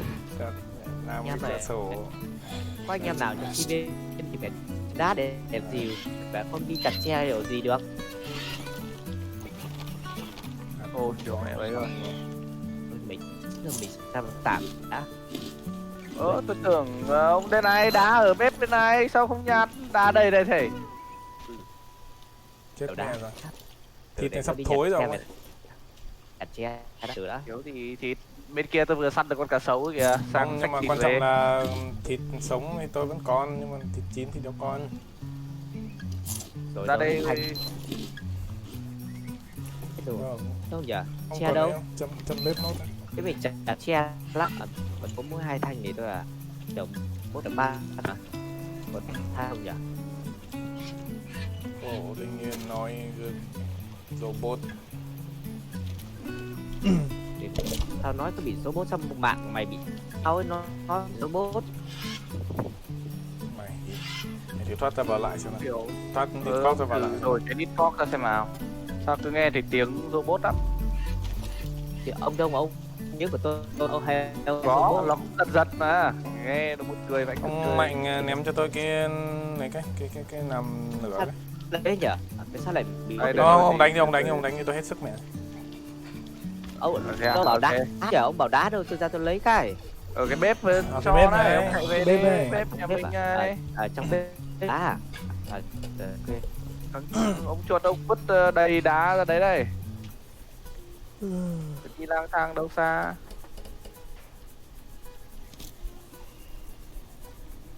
Thế là kiểu các Đây để tôi vào tôi đánh lửa. ông đánh thấy con Chả hiểu sao mẹ ông bảo ông đi đằng đấy mà ông không nhìn thấy cây tre nào ạ. Mẹ cả cái rừng tre trước mặt đây gì mà ông lại bảo không có. tìm là đang quay phim Discord tự dưng bị dừng rồi. Đá thôi. Ôi chuột ơi, mưa tắt mẹ rồi, đeo có mái nó tắt rồi. Có thế à? Tôi dành tạm ở đây đi, phải có mái xong cơ. Tôi lại phải làm lại vậy. Để tôi lắp máy luôn. Để chết đi. Rồi dùng Lắp luôn cái máy. Đang sẵn bùn này. thế nào rồi có gì rồi tôi sao tôi chặt Đấy cái đeo Lay đi đường không nào thăm nhỉ? ngạn à? Thăm ngàn, không phải thăm ngạn. Thăm Người thằng ngàn nào chụp phơi ngân. mẹ Thăm ngàn chụp ngân. mày đi mà lùi thế. Không đời. Một ông gọi là Mạnh, một ông gọi là Đông, vậy cuối cùng là Mạnh. Tên Mạnh ở Hà Đông. Ơ mày ơi, câu Tôi tên là Mạnh nhá. mày ơi làm nào để câu Móc cái ấu trùng vào. mà cái là mày trùng ở đâu? Câu làm đéo lấy cái giáo xiên mẹ rồi. Mà câu để giải trí thì mua vui chứ. Cái game giả lập câu cá à? Còn Tên mày- Hà. mày nghĩ thật là mày á. Tôi tóm lại là Hà hay là Đông hay là Mạnh. Tên là Mạnh ở Hà Đông, khổ lắm. Yeah. Nó phá ta che hiểu. Mày không sang bác nhanh thì mẹ ăn luôn đấy. Khổ thanh niên bị robot. Như mình phá câu lâm nó sao nó bắt mình không? Bật game giả lập nói chuyện với robot mẹ rồi. Game giả lập nói chuyện robot. Đi thì tốc biến, toàn dùng chiêu, toàn dùng skill thôi. Dịch chuyển cổ học. Toàn thấy mẹ Mày đứng nhảy Michael Jackson rồi đi lùi. Mày ơi, Dạ. Cái gì? Không hiểu. thì đã dừng ý lâm tặc nó sang bắt tao à có nhầm. Đúng rồi. Không. Thân rừng à? À lâm cái Thân rừng à? mà làm gọi là gì? Hải lâm à? À kiểm đẹp không? Kiểm lâm á. Kiểm lâm à? Nó sang Thân rừng. thần rừng đi. Còn kiểm lâm nó Này có sao ông nào ông quăng nốt vào đây đi. Còn cái que là không? Tôi sạch cái que rồi. Thật thằng nước bảo mày làm dựng cái gì ở đây tốn thế thì mày chặt bao nhiêu cái gì hỏng bao nhiêu cái gì đủ che. thật sự về game mệt người thật sự luôn, đều hiểu. Tên Mạnh nhà Hà Đông, channel Hà Mạnh Đông. Cũng có kênh YouTube đấy anh em. Rồi xong cái máy rồi, xếp game cái. Kênh YouTube của tôi toàn là game kiểu cổ cổ thôi. Chung là nghe Nhiều- quả giọng là biết ngay. Rồi connection Athamao rồi. Mình cần quay dài đúng không? Mình đi lấy dài. Mày đâu rồi? What cái đéo gì đây? Sao Thoát rồi mày à? bị rời đi Nó rồi? bọn này bị thoát rồi à? Mày Ờ, bị thoát thoát rồi, mạng của Nó bọn mày này yếu thoát quá game nên là này. mà bị thoát rồi. Tôi vai lồn Con này. rồi. Đúng rồi, mình ở đây thì À này. chơi cái đéo gì? Vai lồn thật. Game mẹ rồi. Ông Mạnh ném tôi cái ấy nào, ném tôi cái xoay tay. Chúa đấy, sao tao thấy mày cứ đứng một chỗ mày chạy đâu mày. ấy được. Không quay tay được không ạ? Tôi quay cho. Chúa đấy mày bị ao, tao thấy mày cứ đứng chạy một chỗ này. Thì là tao vẫn làm ở đây mà, tao Mạnh nó chơi mà, mày nát thôi. Sao tao thấy mày đứng im một chỗ chạy? Lấy tôi không thấy ông vậy. Đứng một chỗ mẹ nhảy Michael Jackson đây, đi lùi biết. rồi. Chúa đấy bị còn đấy thêm tham ao rồi hai chúng mày bị ai? Cái gì? Không mà ao. Ao đâu mà ao. Cái hai thằng đang chơi, một thằng cứ kêu hai thằng kia ao là thì đéo nào. Ông thấy tôi Mày ao rồi, mày đéo còn trong phòng nữa. Không thấy. Vào đi, tao mời lại cho vào. Ông bị Tao ao à? rồi. sao Tao mày mời lại sao? đấy. Bị ao rồi. Đi. Mẹ tức phái lồn.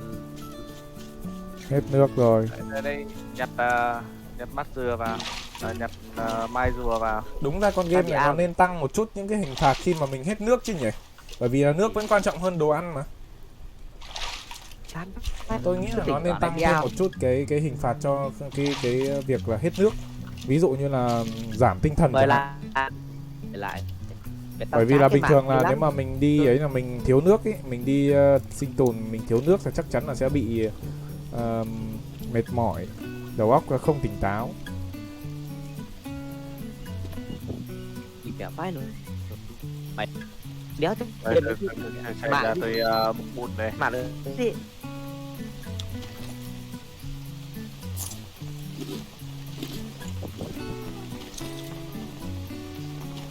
Nếu còn chuối nhỉ. Chuối ông đi sang vườn bên kia, chuối đằng này nó còn chưa ra quả.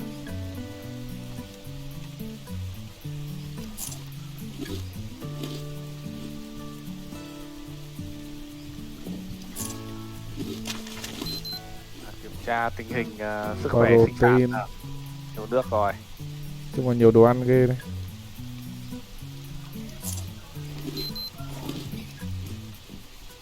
Cái ấy đâu rồi? Mấy cái bát rùa đâu rồi nhỉ? Tôi mang hết vào trong rồi. Anh chơi bị điên rồi, cay lắm ấy mày ạ. Gì được.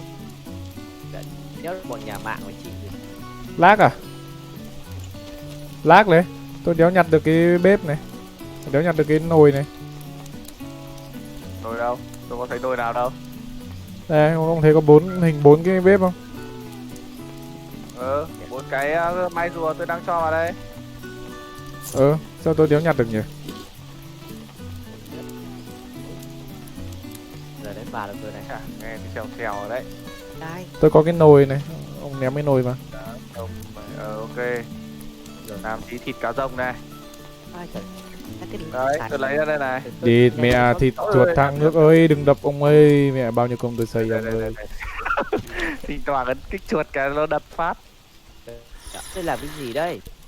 Rồi ok. Vào chưa? Vào được chưa? Rồi tao tiếp mặt mày đâu? Ở đây mà tao đây đây. Từ từ Đây mẹ phải làm cái bếp này, không thanh niên cái suốt ngày dẫm vào bếp mẹ tốn băng vậy cứt. Này cái bát trong ông có lấy được không? Không có uống được không? Đéo lấy được gì cả. Lag mẹ rồi.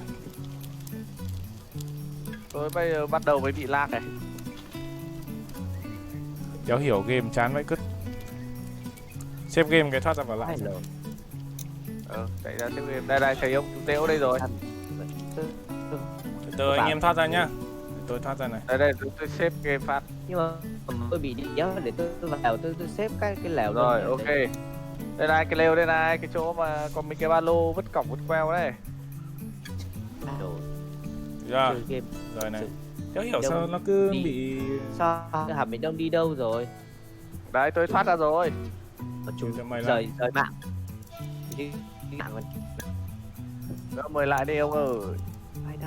Hay lại thì vào lại đó. Đéo hiểu sao mẹ đéo thấy mai rùa đâu.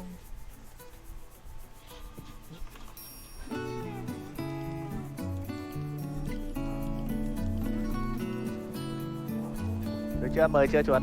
Đang vào.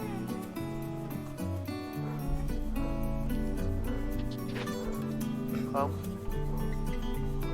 Để bảo. Em thấy trên kia chảy à? Thế ở đâu? Chờ mày Mời mời nhà tắm ở trên kia. chúng mày mời chưa đấy? Trên nhà tắm có anh kia lên trên này. Lập lại từ đầu à? Thế là lập lại map mới. Đâu, nó mời lại thôi. Chứ lại cái thoát Rồi. Vào đi. cái từ dưng thoát ra làm cái gì? Cái con mai rùa đéo đâu rồi ông ạ? Ảo vậy cứt. Nhưng mà không thấy nước ở trên đấy gì. Ai phải nhắn gì à? Nói chung là mai rùa đéo đâu rồi ấy. Mất hết mai rùa rồi. Chắc là không đâu, không mẹ nó bảo anh.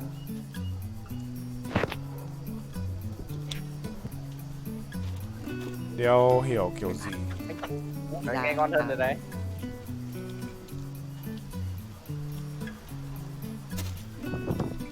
Ông thấy chưa? Thấy ấy chưa? Thấy được mỗi cái nồi thôi, cái nồi ông vừa đặt thôi. Đi đâu hết mẹ rồi. Đấy, đéo biết là mai rùa đâu hết. Bất Vậy cứt. May mà tôi cầm một cái mai rùa đi ấy. Chứ không là mất hết cả mai rùa này. Nó lấy nồi được mà, nấu nồi nữa.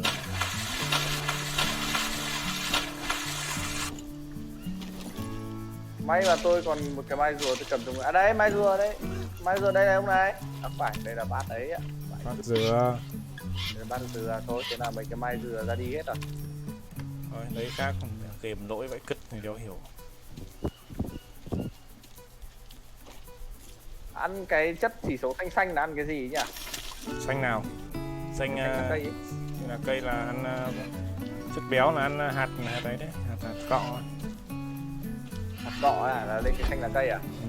Ok. Cái lồn này. Xanh là cây.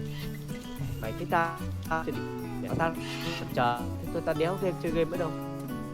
Mạng để tí ta áo Sao này vẫn chưa vào được à? Vừa thấy ông vào rồi cơ mà. có lúc cái mạng của ta nó cứ lúc có lúc không. Mời lại nào. Đây. Chơi online đây. Khổ thanh niên. Mày thế như định To quá. Ở đây có con rùa đây rồi. cái đồ Rùa này.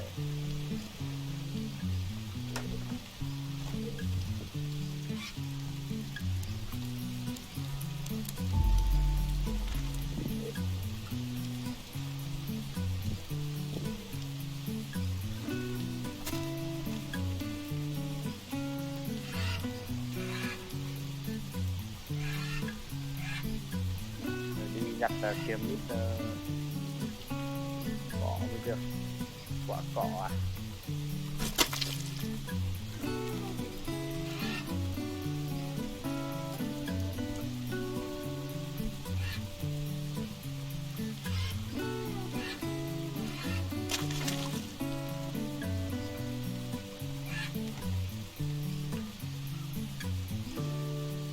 Đây rồi, hạt cỏ đây rồi.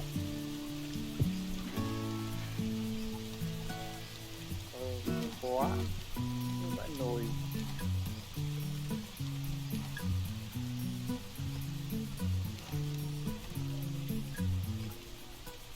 Cái này nó ngu thế nhỉ, mình ăn cái hạt đấy bao nhiêu lâu rồi mà nó vẫn còn ghi là hạt không có rõ nguồn gốc đấy. Ừ. Đéo chịu. Nó là một loại tên đấy mà. Nhiều cái nó hơi ngu thật.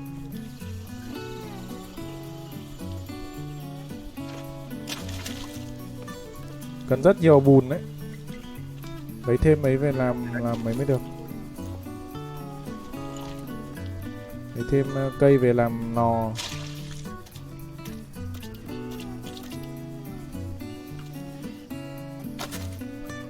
À, con cá sấu á.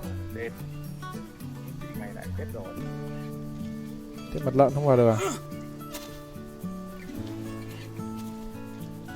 Đi theo đâu rồi? Lại chết rồi bạn ơi. Thế có lót sàn không? Lót được tôi lót ngay.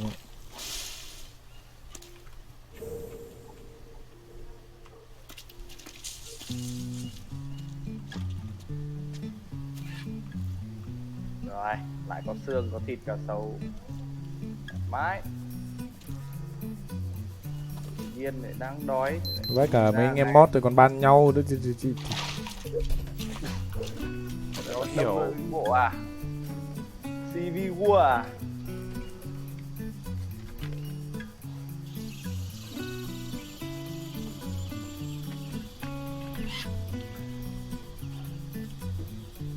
Có cái kia mà không dám ra lấy thì mình sợ. Có cái con cái tổ kiến nó gần gần đấy.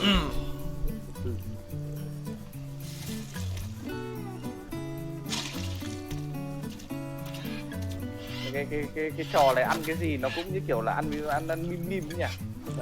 Rộp Ăn thịt thực thế. Ăn hoặc quá nó thế. rộp.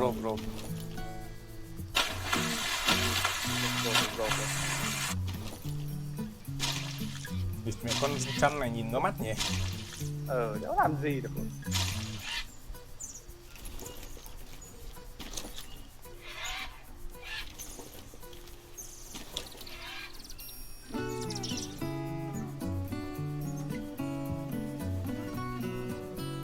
Kiếm cái hạt mà nghe có vẻ khó khăn nhỉ, đi 5-6 gốc nhưng mà không có cái hạt nào. Tất cả thử ban nhau để hiểu mấy ông.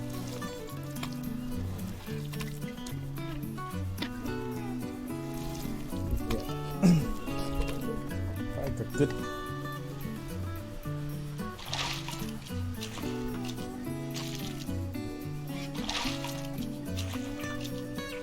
Chắc là không có rồi.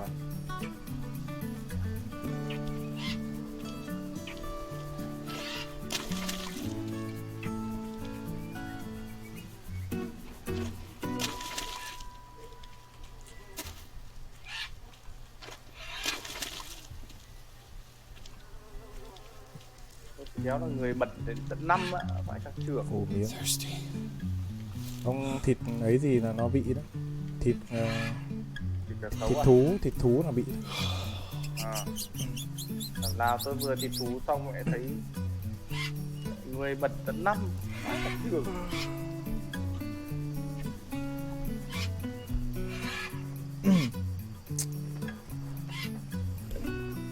Bác trưởng mẹ cà lê chen lồ thật à.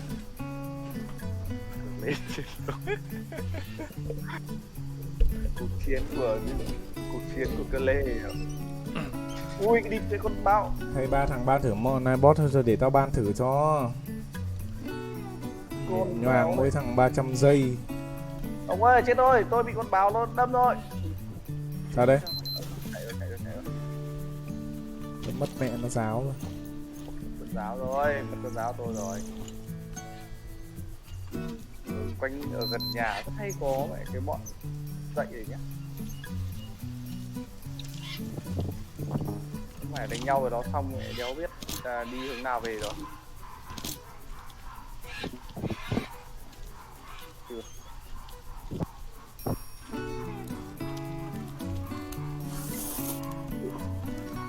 Được mỗi cái mai rùa. Đéo hiểu sao mấy ông bot mod cứ đòi ban nhau cho 300 giây bây giờ. Người ta vào và bảo nhìn mốt gây gua với nhau.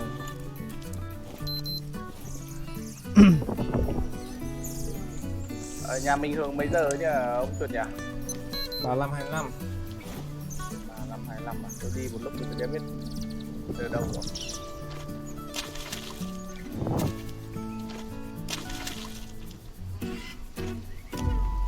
Ông ơi về vác cho tôi 3 khúc lốc nhé. Tiện đi đường đấy thì vác cho tôi 3 khúc lốc về. Không tiện đi đường đấy thì vác cho tôi 3 khúc lốc về thôi. À 2 khúc cũng được. 2 khúc cũng được. Nhà có 1 khúc rồi. Mất cả ấy ạ. Có cua này. Rồi ôi. Bắt đầu lịm luôn.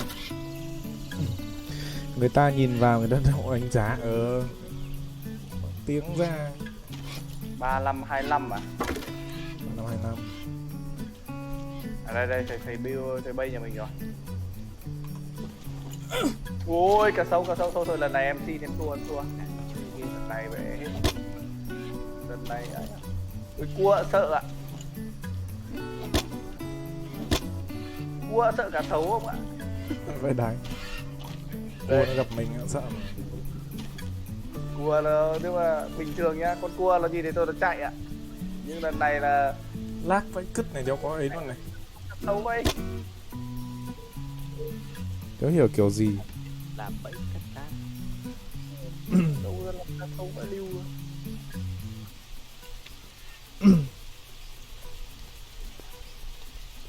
Thoa Nguyễn kìa. Xin hỏi chấm gì nhỉ?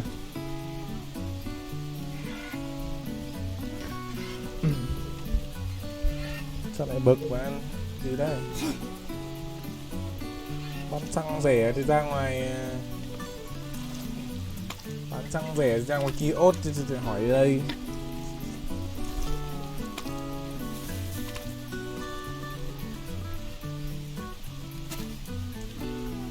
À nãy do tôi có cái gì nhỉ?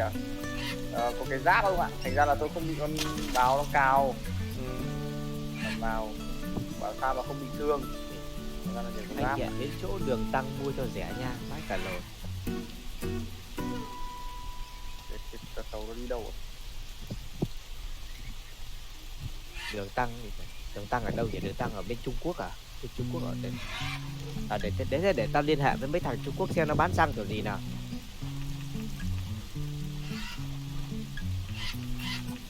Cái gỗ dài gì hả ông Tuấn ơi? Hello chú Mỹ Na. Ni hảo. Cái gỗ to đùng ấy. Cái gì à về? Ok. Nó đùng phải cái cây Có to xăng luôn. không? Để cho vài lít nha. Xăng bên đấy bán bao nhiêu đấy? Covid bên đấy không sản xuất được xăng à? Thế thì địt mẹ thôi, thế thằng nào nó trên kênh chat của thằng chuột channel nó lại giới thiệu là bên đấy đường tăng nó bán xăng rẻ lắm. đường tăng đi ngựa thì cần đéo gì xăng, tôi đi xe đéo đâu. Ủa, lao bố tuyết thế ở bên cái đường xăng nó có bán đâu, kẻ xăng nó đang tăng há mồm ra.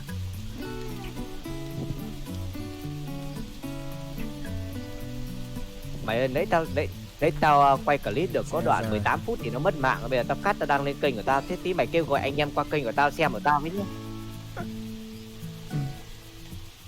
Anh em qua kênh của gọi là gì à? Cái gì hải tặc à ông chỗ đây? Thiện hải tặc đấy, cái tôi comment ở bên trên đấy. Thiện hải tặc à? Và con kẹt lao à? Chạm lên thay thiên trung với đường tăng. Nhất là anh em không nên nghe thằng Thiện nó xạo này. Tốt nhất là không nên cái nghe gì? xạo này. Yêu đương gì giờ này, cái mày thích yêu đương không? Mày gọi cái gì giờ này? Mày yêu đương vớ vào vớ vẩn, tao nói cho mày biết nha. Mày mà gọi điện một lần nữa tao nói cho mày biết nhá. Tao tát cho vỡ mồm đấy. Người yêu đương gì giờ này? Nhà nó phải có nóc. Ồ lao bố tuyết, để im đấy, anh chơi game, biết chưa? Ok. Nói chuyện với người yêu thì tắt cái mic cho bạn. Để tôi nói ở đây cho anh em cái chat biết là tôi quản lý người yêu như nào. Mai sau anh em có người yêu anh em quản lý như thế. Để sao bố tuyết là không được. Mình đấy là người yêu thằng bạn đúng không? Người yêu để lật mặt đang chơi game cứ gọi điện chí xa chí sới thì mẹ xin phép anh em nhé, thì mẹ tôi tắt điện thoại, tôi cho nhắn tin cho nó cái thì mẹ không tối mẹ. Đôi khi người yêu thằng bạn. Đấy, đây bò đòi ngay. đây rồi, đấy tôi vác gỗ về đây. Đấy nhá. Lặng quá cả đi rồi ném ra tôi gác cho. Khổ.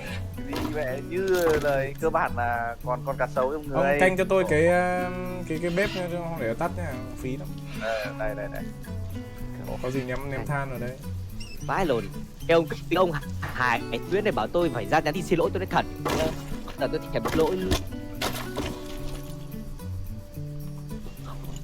Riêng mà đã quát đây rồi xin lỗi vô dụng không ạ? Tôi đây quả nào tí tôi ngoài đường tôi ngồi tôi chơi game với anh em rồi, tôi không phải lo cái gì. Có sạch đó ra ngoài nhiều đâu ăn. Buổi đêm hôm ra ngoài uống nước mát thật lực.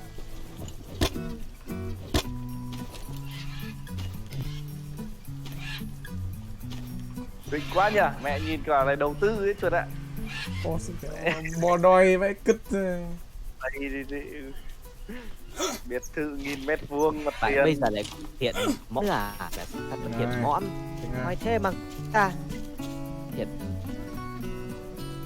có thể từ nào nó hay hơn cái Thiện mõm không? Cái chữ khác nó thân nghe nó thân thiện nó thế hơn. Phải đặt tên mõm bây giờ. Bắt chiếc hải mõm đi ơi. Chiếc hải mõm là có thằng hải mõm là thằng hải mà. Để sao gõ cho cá sấu.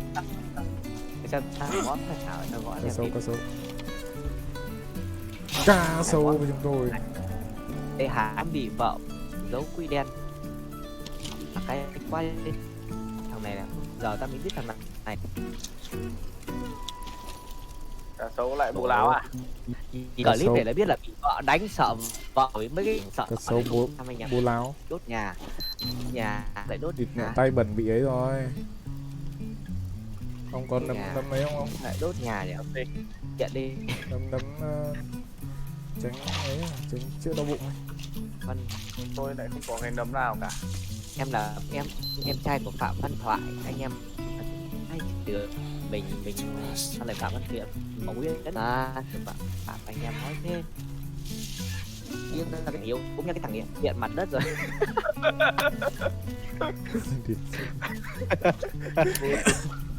Ai có Thiện mặt đất. Thiện mặt đất đi. Anh em thật là em thật nhìn qua ảnh anh em có thể xấu ra tí thôi, nhưng mà anh em mà nhìn mặt tôi bên ngoài thật anh em nhìn hết, bởi vì mặt nó xấu thật, còn xấu hơn ở trong ảnh cơ. Đấy là tại vì là chụp ảnh không ăn ảnh. Đúng rồi, đồ ăn. Này ông đừng ông nói là tôi ăn ảnh đi. Tôi thề với ông chứ tôi chụp ảnh của tôi có những ảnh thật luôn. À, có củ giấy rồi. Thiện vào tôi cho củ giấy Thiện ơi. Đây rồi, củ giấy đây rồi. Hay quá. Giấy ăn ngứa mồm À, lắm. anh em mới chơi tao tải đi sĩ từ đấy. Tôi xem chơi còn gì tải tí rồi. Đấy, hết cho rồi ông chuột ạ. Thì là anh em ở kênh chat chỉ cần muốn nghe cái chuyện cái thằng chuột anh em comment một câu cái chuyện thằng chuột cho anh em nghe, đừng xem cái chơi game nhà nhìn nó có cái gì đâu, nó cứ cuốc va bẩn này, không có tôi vào chơi game thằng này cũng lắm không biết làm đâu, có tôi vào nó mới tạo công an việc làm cho nó. 2 3 4 6 7 8 9 10 chơi rồi cái đếm mà làm Bạn ê, kênh mình là kênh kỹ năng bạn ê, giờ phải kênh đấu 2 bạn ê. Bây giờ ai người ta còn xem phim, người ta chủ yếu là 1 đến 3 này, Nhưng mà 2 kênh là của đấu mình là 2. kênh kỹ năng bạn ạ.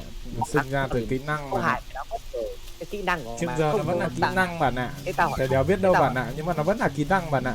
Nói đi nói lại nó vẫn là kỹ năng bạn ạ. cái món tao Cái đéo nào kỹ năng của bạn bạn bạn đéo bằng tớ thì bạn cứ nói tớ thế nào đấy nhỉ? Bạn ấy cứ đòi kỹ năng lên thế nào nhỉ? giờ nếu không có tao vào tạo công an việc làm thì mày ra cái kỹ của mày làm cho anh em nghe đúng không? Tao nghĩ mày biết gì đâu, mày biết mày trả phí tao chứ tao được chả có kỹ năng gì đâu, đi quanh quanh anh thì nhận hay như hôm qua các anh em toàn nói chuyện về sinh thể đấy chưa, hôm qua cái bọn nào mất dậy qua chuyện mất vệ sinh cứ ỉa đái Thằng nào nói là đúng rồi. Thằng nào nói Cái thằng hôm qua ở vô hóa đó nhà không có cái giáo dục gì cả để nói chuyện hóa. Anh em hôm nay ấy, anh em thấy hôm nay thằng khác rồi nói hay, anh em thấy mà nó nói hay thì qua kênh chuyện ủng hộ các anh em. Yêu anh em nói lắm. thì toàn cái robot thì đéo hiểu luôn. Cảm ơn anh em kênh chat của bảo nhé, có gì em từng anh em xem hết hôm nay rồi mai qua hết đại cả nhất kênh này lắm. Cảm ơn anh em. Từ đấy anh chat đồng ý rồi. Cảm ơn em. Cái nhạc nhằng đéo hiểu.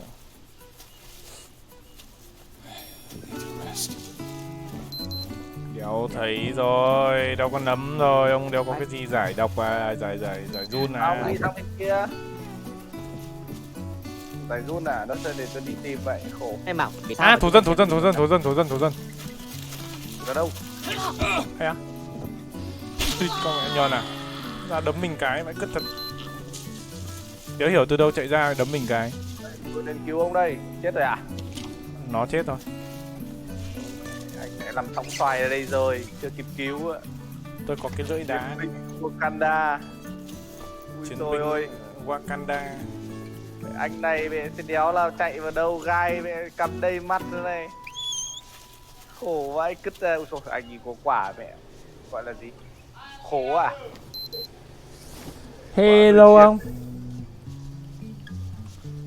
Thôi thu gom anh lại. Sao thằng Tiện nó im đấy? Tự nhiên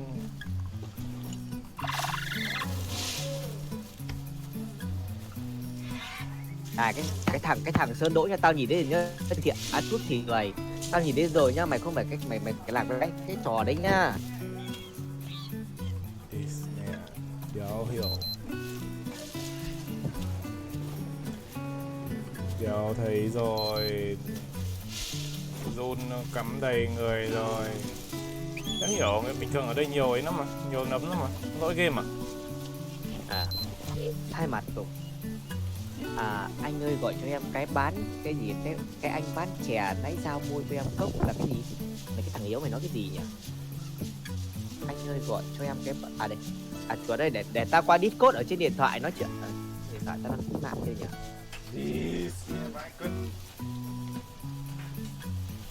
Đấy, tôi chạy sang bên kia tôi tìm nhá. Có gì Anh em ạ, tôi cắm sạc cái điện thoại nhưng mà nãy giờ là tôi cắm mỗi cái rắc, cái đầu bên kia tôi chưa cắm. Cái thằng chủ kênh thông minh thế nhở? Cái thằng chủ kênh nói chuyện nghe vui vãi thế nhở? Mày nói cứt thật. Dạo này đùa tí mà anh thiện rất cay. Được rồi, cái câu thiện của tai này coi như là chuộc lỗi mọi cái câu nói của em ngày xưa đấy. Cái gì tự dưng bảo choi để ăn suốt thịt người, làm như người ta là ma quỷ cũng bằng. Dỗi vãi đờ đúng không? Tôi dỗi tôi ao game, tôi có thèm mà chơi với các ông đâu. Vì người khác nói mà ông lại không chơi bọn tôi nữa à? Thế ông phải bảo mấy cái viewer của kênh ông nói chuyện toàn lôi tôi ra, cái tôi là người cũng chỉ là một thằng chơi game bình thường, cũng làm gì cứ lôi tôi ra trò hoài thế. Thế thì anh em muốn chuộc lỗi với nó thì anh em cứ chửi nó nhiều vào một tí. Thế thì tuyên bố tặng tặng cái thằng chủ kênh một dislike nhá, để tao có tặng 3 nick Google cơ, tao kêu gọi cả xóm tao vào dislike, tao có 10 like đúng không? Tao kêu xóm tao có 12 người, tao vào Thế thì dislike. mình chân thành cảm ơn bạn. Đây tao chụp ảnh màn hình, tao gửi cho mày cái dislike của tao tặng mày luôn. Cảm này. ơn bạn. Có muốn không? Cảm ơn bạn. Đéo hiểu. Đéo có một cái nấm nào luôn. Thua lại 1 phút 20 trước liver xem là. Ui xồi ôi, con báo lúc nãy cắn tôi ạ. Giờ báo ơi là báo. Báo nhiều đường báo không đi, báo lại gặp anh. Đấy, báo chạy được thì báo không chạy. Giờ báo quay lại thì là tôi rồi, xác định rồi báo ạ. Chuẩn đấy. Mày cho tao hỏi là mày làm nào để cái nút report ở chỗ nào nhỉ? Nút report kênh ấy. Report đâu đâu. Để tao ngồi tao report vào cái kênh tao ngứa mắt này. Mày chỉ tao cái nút report này. Mày hay nắng qua lo đéo có thì ông được nhỉ? Nói cái làm luôn ghê thật, phải làm luôn. Thẳng này phải làm luôn. Đùa.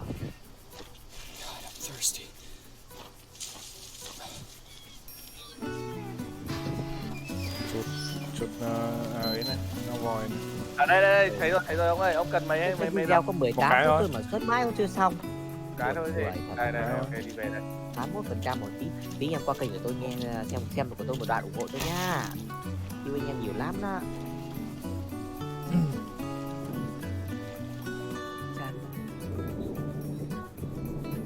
Tao chờ thầy giáo sang chỉnh cái wifi với cái mạng để chơi game mãi thì đéo sang rồi, hay là tối nay thầy đéo sang rồi. Cái gì đem ra giúp thầy nhậu thầy ơi. Bây giờ thầy vừa mới lấy vợ xong ông bảo lấy cái gì dùng được. Thế thì thôi chịu. Không hiểu sao lần này chơi toàn lỗi chứ. Có tay rồi. Chưa thấy một cái ấy nào luôn. Chưa thấy một cái nấm nào luôn. Đây tôi đang về đây. Về đi.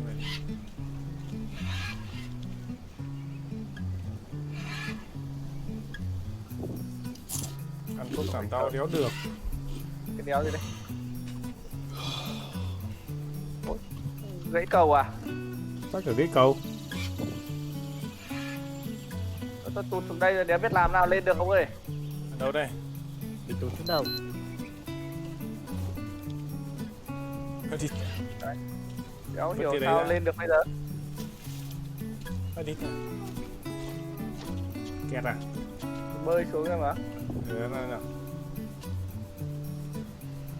Đéo được.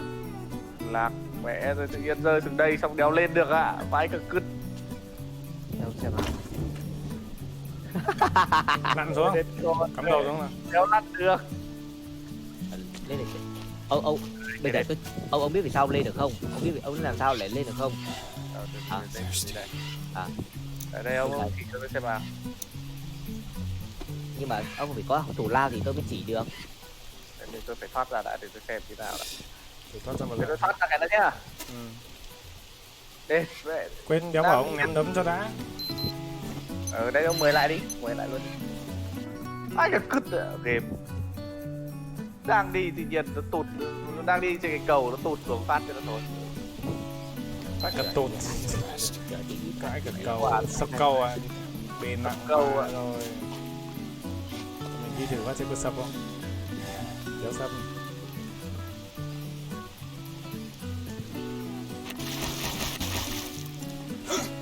Mình vẫn lên được mà.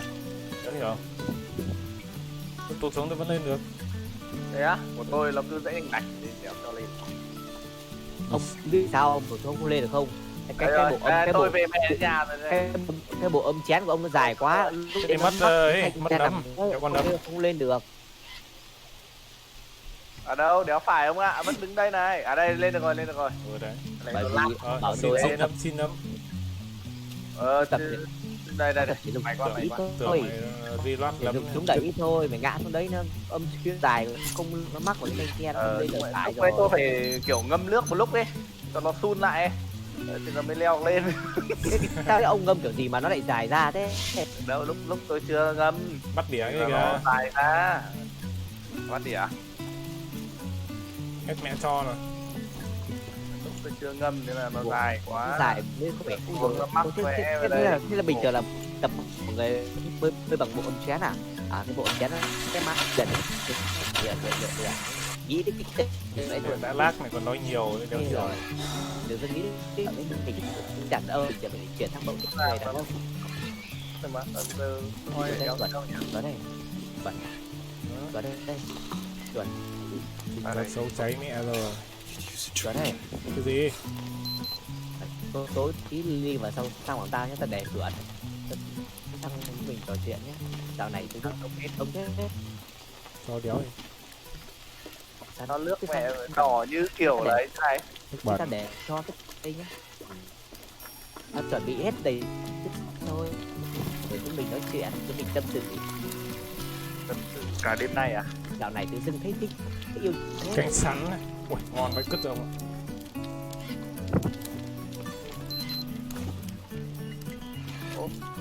À cái này nước đầy rồi.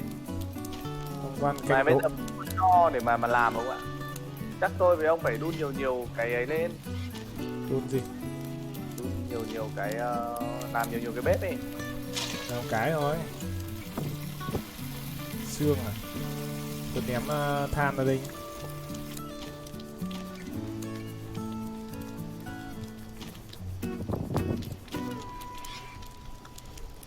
À canh nấm à? Ông nấu canh nấm đấy à? Thử xem nào. Có được cái hai cái carbon hydrate thôi, không được cái gì cả. Không tác dụng à? Khá vớ vẩn. Tôi có cái hoa này nhưng mà tôi ném mẹ đi rồi. Đâu còn nấu thử. Cho thịt báo đây, mẹ con báo to vãi cứt ra mà cuối cùng chỉ được một tí.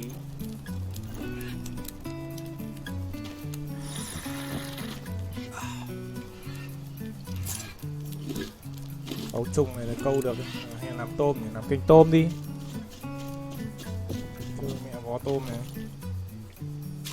Sao cái này nó không cần sôi à? Nước bẩn đổ vào phát nó được luôn này ông này. Sôi luôn ạ. Đúng này. Cần câu đâu nhỉ? Ở đường cái lối đi ra ấy. Đây à?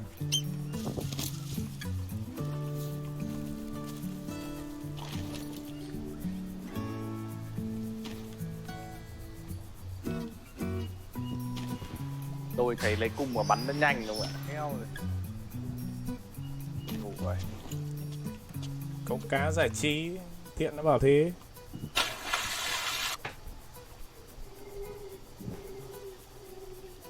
Được thì cực. Tôi bắn này, bắn cá rồi được không câu. Đây rồi. Ôi vâng.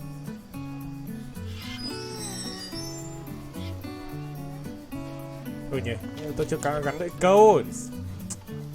Khổ.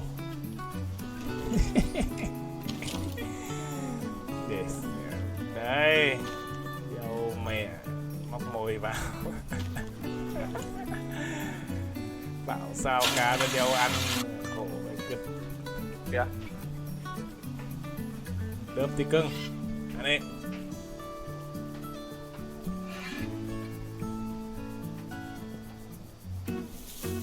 Đớp đi. Ui xồi ôi, anh em thấy thế nào? Rồng cá bể gì? Câu cá nó thành, nó làm một cái gì đấy. Tiếp này.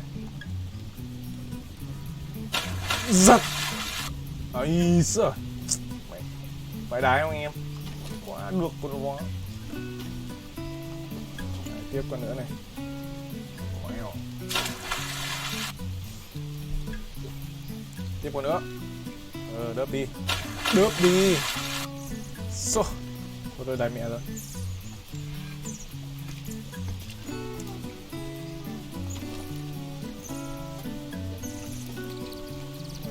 Giả lập câu cá. Ê, lấy bát không ạ? Có Vẫn cá còn này cái không em? canh. Đấy, tôi Cá đang này, ăn cho ông này, cho ông 2 con cá này. Này. Đấy. Đấy. ai ra. Đấy. Ui trời, Câu vãi đá không? cá trê. Có cả giòi để câu này nhưng mà thôi. Móc nấm vào xem nó câu được không? Còn một cái nấm. Thịt báo được, ăn thịt báo chín thì ngon hơn nấu canh không ạ? À, chuột à, chuột. Đéo xem ăn luôn ạ.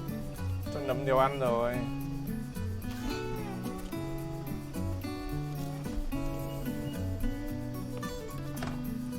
Con vẹt vật dậy này. Don't câu từ don't stitch on green hell. Đây là vẫn ăn này. Vẫn ăn này. Ui xôi mẹ cá to vậy cứt. À, thế chuột thế mày có thích câu không? Sinh tồn toàn ăn cá rồng dầu và lờ. Sinh tồn bố đời. Đéo hiểu sao đây toàn cá rồng ạ. Amazon nữa khác. Không có cho không? Còn cho không? Tôi hết sạch rồi. Để ít than này vào trong đi để Đấy, ông đun cái lửa này lên đi, cho anh em mình lấy mình như mình cái than này ra này, mình có thể là mình chế tác than này ra hay sao ạ? không được. Thu gom được đây này, thu gom được cho này. Có thế à? Đấy. Mày cứ đi. Đéo Việt. Đây này, có một cho lửa trại này. Đéo Việt Tôi bảo thế. phải đốt luôn cái đống lửa này lên, đốt thêm cái đống lửa đi, lấy cho nhanh. Đây để tôi ra Đéo tôi Việt. cho vào đây. Rồi, bây giờ lại đi mẹ game ra. Ê thì mẹ đầy vãi cứt, đầy cho lần trước tôi đầy cho đéo biết làm. Ê tôi đánh cái lửa lên. Nhiều quá quá. Hai con chim ở đây ấy. Cách nào mà làm nhanh hơn không nhỉ? Mỗi lần đi nhặt cái này nghe nó hơi oải. Được rồi mà. Đây này, cho thêm 2 cái bi đông nữa này ông ơi. Tôi ném bi đông này. Đây ông Dùng thêm nhiều bi đông là được mà. Đấy. Đéo biết thì cuối cùng bao nhiêu trò thì đéo biết làm. Trước xem kênh của ông Dũng TT, ông ý cho ấy mà. Để ông ý thu gom cho ra. Rồi ok, lại nhào lặn. Úi giời, khuấy ở. Như kiểu trẻ con đất. Không biết là có để đặt được cái này không. Đặt được này này.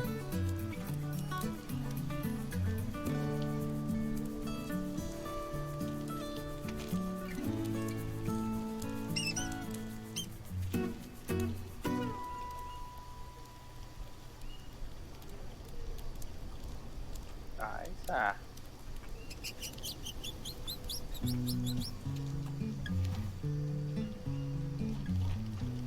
Cái này phải khuyết một lỗ. Bên một lỗ chui lên đúng không? Đấy, khuyết một lỗ này. Chui lên. Khuyết một lỗ để chui lên này.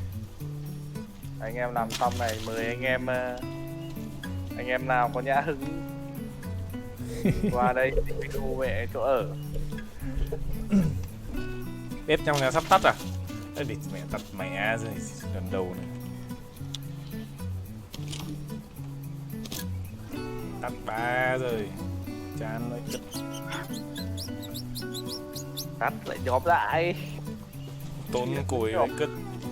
Đi kiếm củi đã. Này tôi thấy cái chỗ này đéo cần xây đâu chuột ạ. Chỗ nào? Chỗ này này. Xây làm cái kho thôi mà, để đồ linh tinh. Vứt mấy cái xương sẩu vào trong đấy.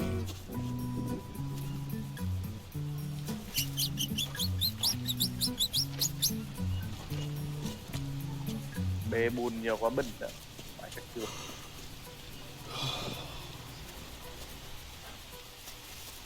thế mỗi đời No. sư mẹ Bắt mẹ dìu.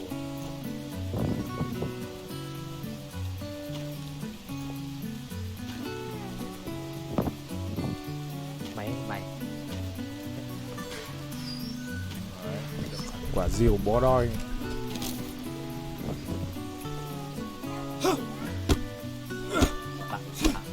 vào đây vào đây Hả? ở bên mày mình tôi có ngủ phát lên từ con người yêu rồi mẹ tí nó về chết Cái gì? nó sang ngủ giờ Cái gì? Sao nghe đéo này? bảo cứ cho ngủ giờ phát thì mẹ lấy lỡ chữ tôi rồi Thì chả nghe đéo này. ai lồn thật Giật robot chả nghe đéo này. mạng mà xa chả Mà mic mày bé thế tao kéo căng 2% rồi cũng chẳng nghe đéo. à bé nhỉ nghe tiếng chưa Rồi, Đây được rồi. nghe rõ chưa rồi. Rồi. Đi lại đi á. Lại cái gì? bảo là ôi có chỗ ngủ không cho sang ngủ giờ phát chửi tôi rồi tôi Ui. trốn vì nó Ông chết xác ơi, cái thịt cá sấu đen này mà nướng lên là tăng tỉnh táo không ạ? Thế à? Ai Ừ. được. 5 tỉnh táo liền. Không, chỗ tao thì một mình tao ngủ thôi, đéo cho nào ngủ hết. rồi bạn bè với nhau thì giúp nhau một đêm đi Thằng nào vừa chửi tao ấy? Tao biết. nếu cần cần đi tâm đồ ăn mày cũng được Tao biết. Rồi, cứ cầm chai dầu ăn sang. Rồi, Xin nghe chân bạn phá tiếp. bây. Bảo đi, được mua đi, đã mua đâu mà đòi phá bây. Chuột đây, ông xem thế nào đấy, chuột này nó phản đối ông ấy. Đích mẹ, vãi cất. Đây. Tôi chít cái đéo này. Ui, thằng chuột Tôi hết mẹ ấy rồi, hết mẹ nó sức rồi. ngủ đi. Có khi làm cái giường trong kia cho nó đàng hoàng, giường ngoài này. Mỗi thằng phòng nhỉ? Mấy thằng Phong.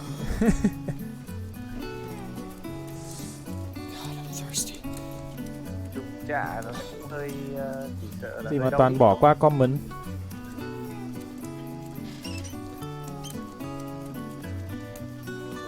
Con chuột ở đây nó kêu thấy sao sao cứ chủ Phun rồi. Truyền lửa nhưng mà ấy, truyền lửa Không nhưng cần mà hết vừa đấy là cho vậy ạ? nó mưa. Hết cho rồi ạ? Tôi cho hết ấy vào trong này rồi. Thế thì ông ra ông cái đồng bùn kia ông xử lý đi. Cho cái cho vào cho tôi cái. Để tôi còn nhào lặn kiểu. Dập tí đã. Đây còn truyền lửa vừa đấy là mưa anh em ạ, nên là không ấy được, không truyền lửa được. Hết mẹ nước rồi.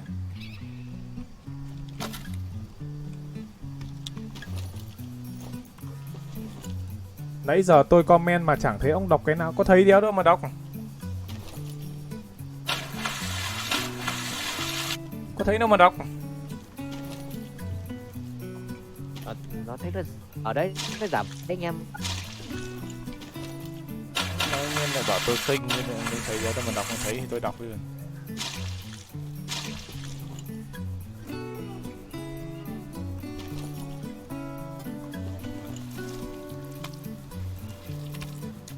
Đâu, nãy giờ có thấy cái nào đâu. Chả thấy cái nào, chả cái này nào của Onisan cả. Giờ này bảo là tôi không bỏ qua comment cho bỏ mẹ, phải cất tôi. ở cái ông ôn pin lại đi sang ảnh đấy có thấy đọc đâu Chả thấy comment cái nào. Hello anh em Xuân Đăng. Nào, ít phải còn đây được nhờ Đi săn TT làm giáp đi, tôi có giáp TT rồi. Đây, khỏe mẹ luôn. Rồi, giáp TT này, giáp bò đòi mẹ luôn. Bây giờ chỉ có team làm được sắt thôi, làm giáp sắt thì bố đời vậy cứt luôn, kéo giờ hỏng luôn.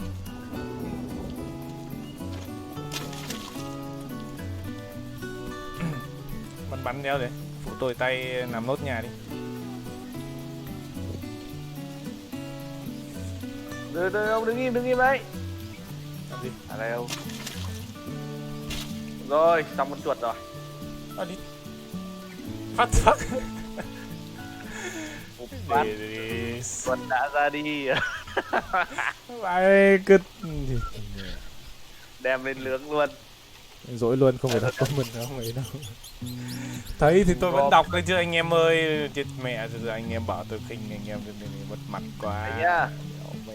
Đây tôi mời ông. Thấy thì tôi vẫn đọc thôi mẹ.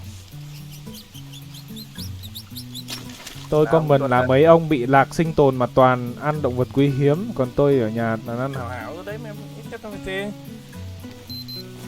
Đến vừa giết con chuột này thì con chuột khác nó lại đến rồi. Mạng này thì đéo gì, game cũng có thứ nó lỗi hết, dùng nó làm dùng cả. Discord thì nó cứ toàn tiếng robot. Báo xem mà, kênh kịp báo xem mà. Rồi, thế thì đéo lo thiếu cho nữa rồi. Mẹ. Đéo biết làm cái gì khổ. Trước giờ đéo biết làm, cứ đi đốt cái kia. Than thì bỏ vào làm củi, thay củi.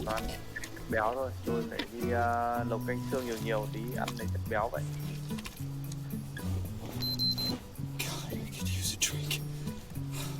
Thế rồi, đói rồi, khát rồi, tôi phải đi kiếm cái gì thôi. Uống đây. Kiếm được cái mai rùa nữa nhỉ.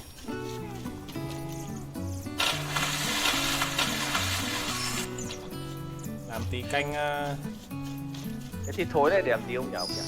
Ra giòi thôi à? ra giòi đấy. Cái giòi mà chữa bệnh. Rồi, sợ báo thôi, bây giờ có giáp rồi thành ra lại giỏi lắm. Sao nó đéo chạy nhỉ? Đấy, nó bị lag đấy ông ạ. Phải nhấc ra. Đây, ông phải nhấc ra này, bắt đầu nó mới chạy này. Khoảng lag lúc nãy tôi đéo. Cái lồi này thì lag luôn rồi.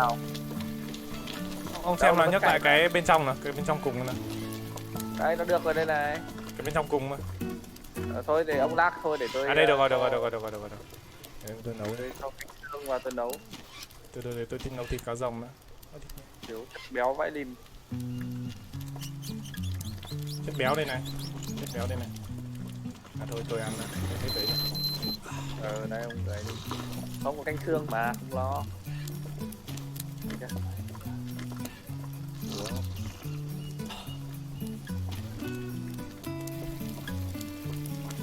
Làm tí thịt cá rồng.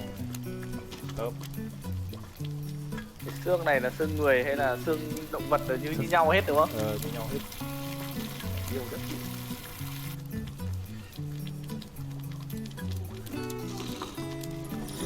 Phết đấy. Đớp tí này nữa là có chất béo ngay. Xương. Thơm đấy. Ngay. Có tin làm tí canh giòi không? Thôi. Canh ấu trung không? Ông có làm gì canh ấu trung không? Sao béo thì bị tôi bị bẩn thì phải bị ấy rồi, ký sinh trùng rồi. Không làm béo thế mà suốt ngày bị ký sinh trùng nhỉ? Tôi bị tay bẩn. Khổ làm nụng nhiều quên đéo rửa tay. Để ăn đi. Ở đây này, canh ấu trung này. Có 5 ấy không? năng lượng, protein. Có cái trừ ký sinh trùng ấy. Cái lấm lúc nãy tôi đưa ông hết rồi. Đây cái này canh xương còn chữa cả ngộ độc thực phẩm này. Chả biết canh gì nó mới chữa ký sinh trùng. Trăm like nhỉ, hôm nào cũng like mà. Hôm nào phải like. Bẩn vừa. Có người ta làm lộng nhiều nên người ta quên rửa tay thôi. Rửa tay cái quên mất không rửa tay trước khi ăn. Nhìn ông lúc nhào bùn rồi ông đang ngồi khép đùi lại có gì trồi lên. Bắt phát cái gì trồi lên? Em đùi lại xong rồi trồi lên. Hay là giờ làm cái ấy nha, cái bồn tắm ở đây này. Có gì ra đây tắm được. Làm mấy cái bồn tắm ở đây. Bồn tắm để cho cá sấu nó đỡ ấy. Đang trồng bông trồng đít lên cá sấu nó đớp cho.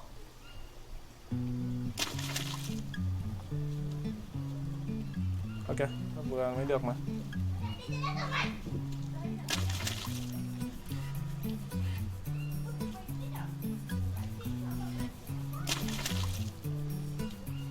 bùn cái là bẩn ngay.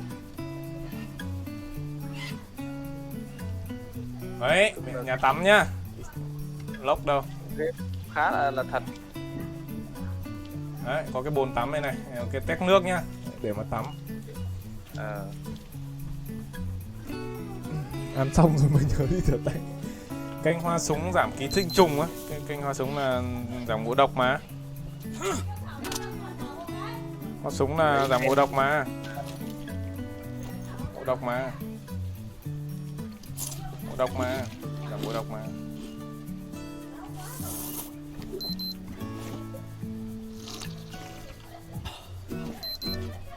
Tôi là phải đi kiếm nấm vậy. Điều miệng.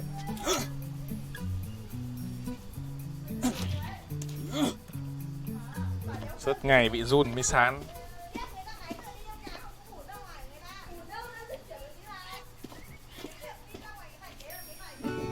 Hình như mấy ông ở không có mà, có hoa mà. Đi đến tôi lúc ấy tôi phải đi tít từ trên kia để có đấy. À, có anh ỉa anh Ngô nhá, có anh đang ngồi ỉa đéo đâu ấy.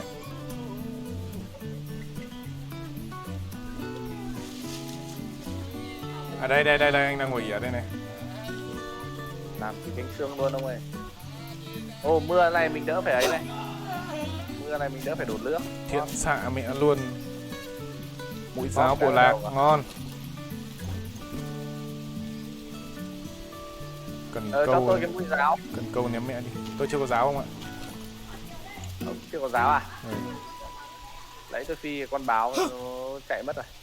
Tôi cũng thế, tôi mất mẹ cái giáo kia. Lấy cái giáo tre cũng được, giáo tre cũng đẹp mà. Nó cầm giáo của tôi nó chạy mất tích rồi. Ở đây tôi về tôi vứt trong cái giáo này, tôi lấy giáo tre này.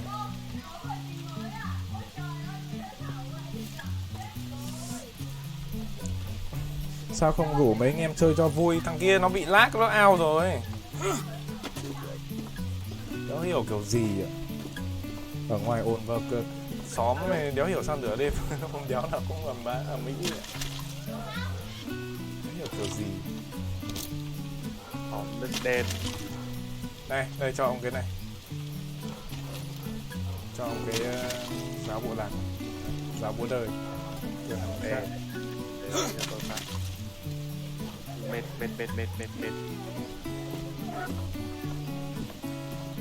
Người ta ý mà anh giết thế không.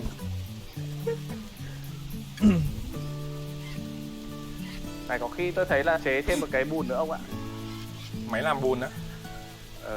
Cái khuôn bùn này này.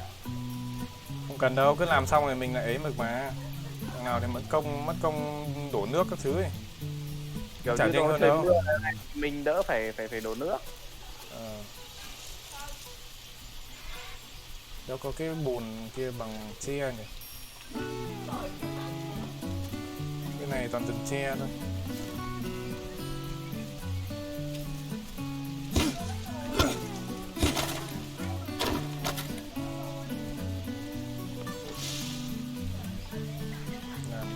Là lập bùn.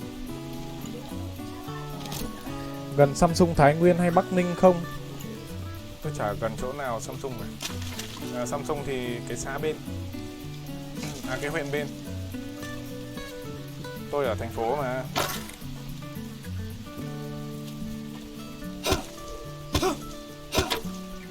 Tôi ở thành phố mà, trung tâm thành phố mà. Gần trung tâm thành phố.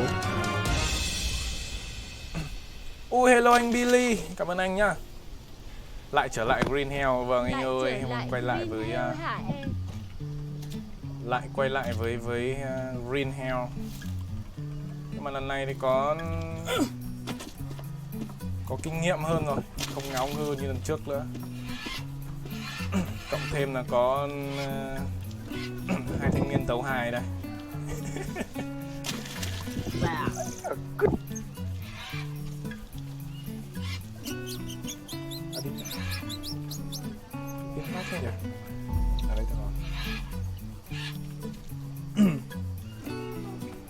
Trồng cây có trái gai á. Nhỉ, trồng cái quả mãng cầu, nhưng mà bây giờ để tìm mãng cầu ở đâu nhỉ? Lần này chơi hát mốt không biết là có cái gì là hát không. Thấy chơi vẫn dễ lại cứt. Game này chân thực lắm, bị cái là động vật quý hiếm còn nhiều hơn lợn. Bò, cừu, gà bọn nào lạc vô đây cứ hốc vào mồm rồi lúc ra là bị hiệp hội bảo vệ động vật quý hiếm mời uống trà. Còn gì, lên phường thôi. Lên phường tí Bắt thôi. đội là gọi là quay vlog. Quay vlog. Dạ, vào quay vlog.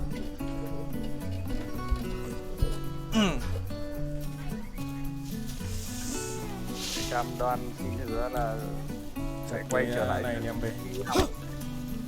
đầy đủ luật rừng. Đây là cái rừng Amazon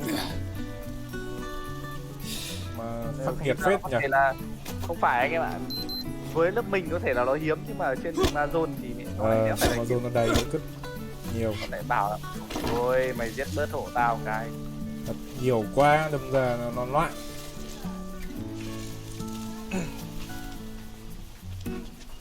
Nói chung là quay đi quẩn lại thì anh em vẫn thích con này nhỉ. Em vẫn có vẻ thích con này hơn cả. Nhưng bản thân tôi cũng thích con này thật. Đồ họa vãi đái, cả lối chơi chân thực. Này ông ơi, ông lại về đốt cái lò tiếp đi, tranh thủ thời gian đốt cái lò đấy. Tôi làm nốt cái bồn tắm này, đi kiếm mấy. Tôi đang bị 2 con giun này. Đéo có này ăn rồi, không có carbon hydrate ăn rồi. Ở đây hơi thiếu chuối nhỉ, có khi là trồng chuối sớm. Chuối mọc đầy nhà mà vẫn thiếu à? Chuối đây này, nó ra quả ít. Tôi có 2 quả rồi. Này chắc là ăn 1 quả xong rồi lấy chuối, lấy hạt, đu lấy hạt. Đấy, có 2 hạt, có 1 hạt chuối. Thì có gì trồng thêm. Ra cổng để trồng này. Dọn hết đồ rồi đây. Sang đây uống bia mời anh Phương đây. Anh Phương, hello anh. Ôi đêm rồi bia bủng gì đó anh ơi. Đi chặt tiếp này, làm lốt.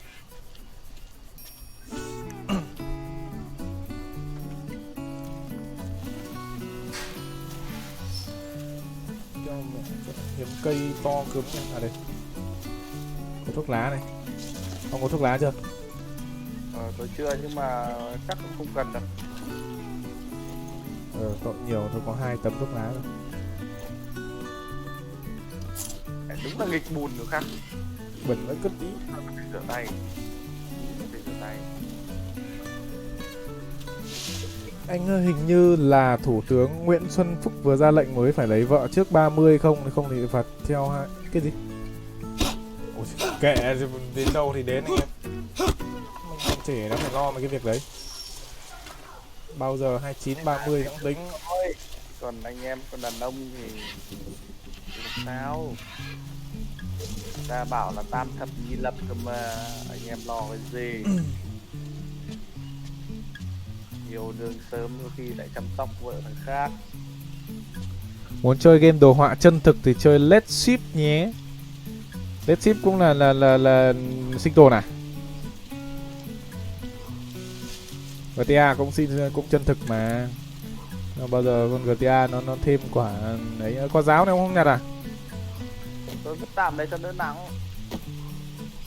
Cái gì đây? Que dài, 6 cái que dài.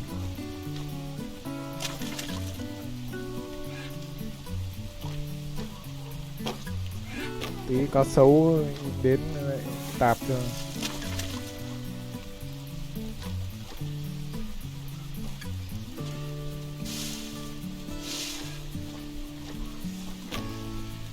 Rồi, sắp có cái bồn tắm rồi. Ở đây vẫn còn 2 lốc này.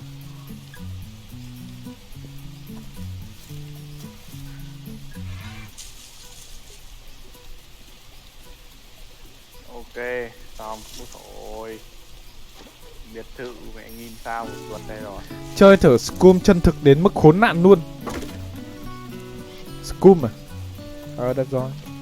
Nếu mà cứ sinh tồn thì để hôm nào tôi lại mua tiếp. Căm này á, con sự căm này á. Sự căm. Chết mẹ, đi qua mẹ.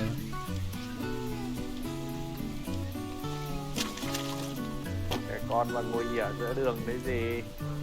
Xem ông Dũng mẹ thấy thanh niên đang ngồi ỉa bom phát đầu. Khổ vậy. Sao đéo ném được vào đây nhỉ? Nó kịp rửa tay. Hết mẹ dây thừng mà. Em đấy tôi thấy các ông Dũng CT ông chơi ông toàn đi Đi rát nhà. ra khu quân sự thôi. Chả. Nhanh đói quá, bị ấy này, nhanh đói quá. Bị run á. Bị run sán.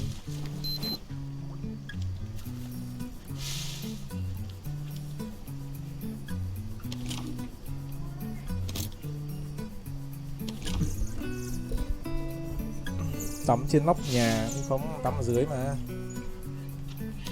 Cầm đứng đái thì cũng thấy nước. Thế à? Sao mãi đái vậy?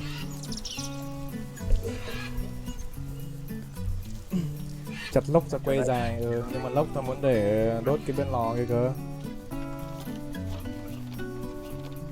Ok, bây giờ là cần gạch bùn thôi. Tôi vác cái lốc kia ra tôi làm.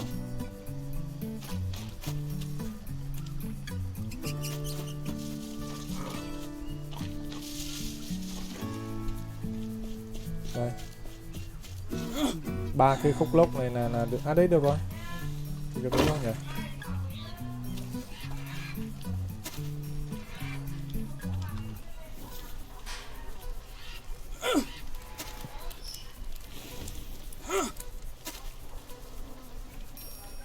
Kéo gì đấy? Kêu ầm lên. Nhảy. À đâu, đéo phải. Lấy được rồi.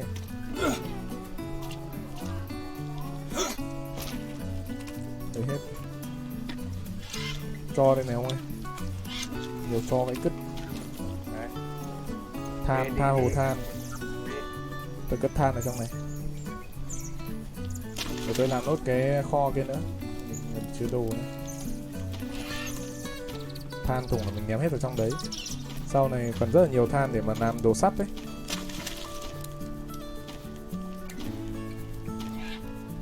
Cho đây tôi nhiều lắm rồi.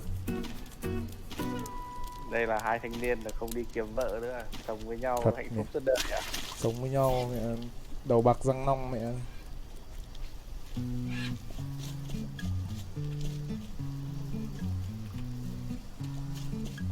Ok, mái này cũng được xếp luôn à? Tiếp được mà. Ngẩng lên. Được rồi đấy. Ok. Tạm kịp cho xấu vậy. Nhìn nó đéo là nó ướt nhỉ. Mấy cái này này. Khi nào mà ông thì nhờ ông hoàn thành thì nó khô. Hoàn thành thì nó mới khô. Cái đeo đây. Gói ạ, vãi đái. Chết mẹ rồi, hết đồ ăn rồi. Nấu cái xương cái gì? Hết carbon hydrate không ạ? Nhanh đói quá, chết mẹ rồi, sắp chết rồi. Tôi đang bị ký sinh trùng. Làm cái lọc nước bằng bùn đi nhưng mà chưa có công thức. Đây nè. Bây giờ phải đi khám phá để mới mở được cái đấy anh em ơi. Hay tạm thời anh em vứt đấy đi khám phá tí. Nhưng mà bây giờ tôi đang bị ấy đây này. Làm nốt cho xong cái nhà này. Sắp xong rồi, làm xong cái bùn này. À cái bồn tắm bùn.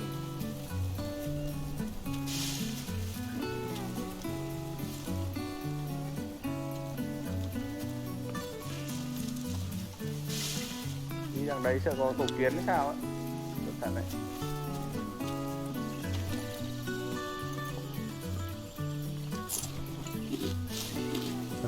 Đéo đâu rồi?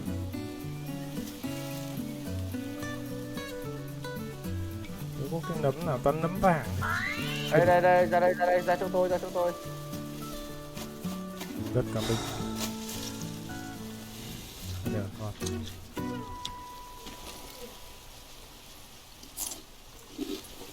Bắn cái gì vậy? À đây, cổ hố cọ này.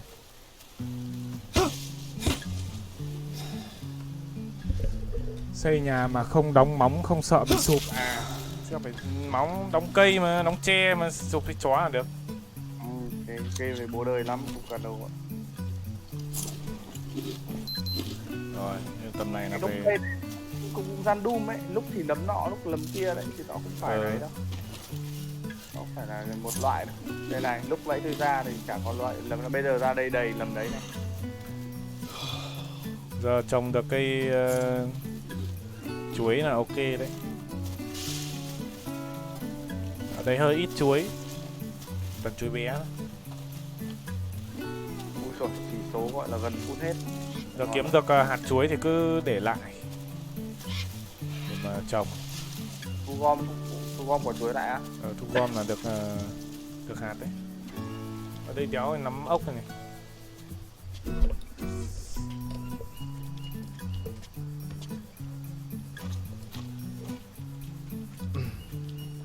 Rồi, về làm ngủ giấc cái đã cho nó tỉnh táo, xong rồi nó làm gì làm.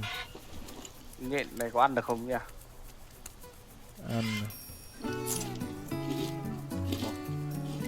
Mình thì việc gì phải ăn nhện rồi.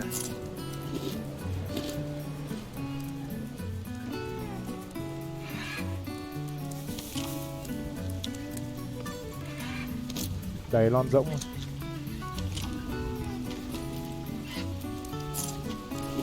Đấy, gần full mẹ luôn. Vứt hết lon rỗng vào đây.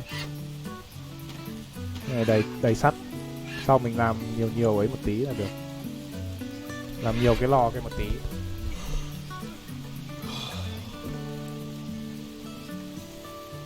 Ngon ngay. Tội này tranh thủ làm hâm nước đấy.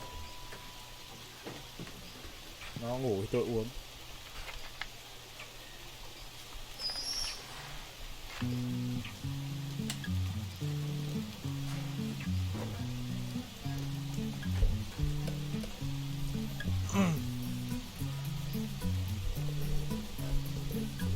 Các mẹ ngủ phát từ sáng đến tận chiều. Dậy đi. Nào đi uống nước cái, đi làm canh này. Kéo bếp tắt.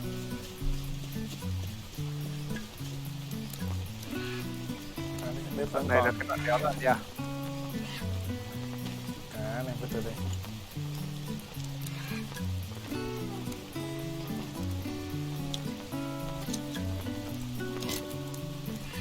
Lon rỗng có thứ ném hết vào đây.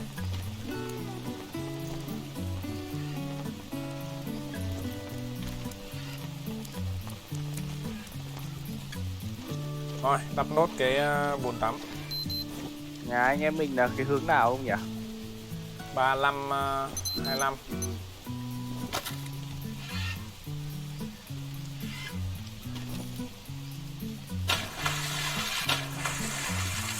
Đang mưa nên tranh thủ uống nước cái.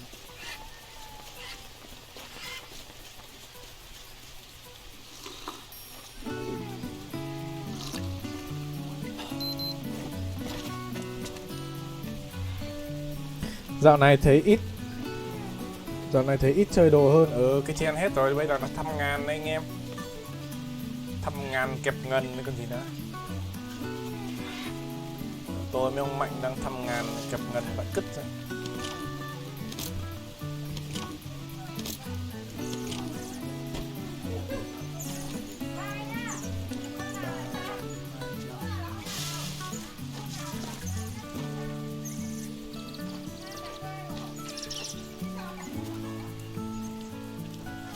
Ở đây chất béo này, ở ngoài này đầy chất béo ông ơi.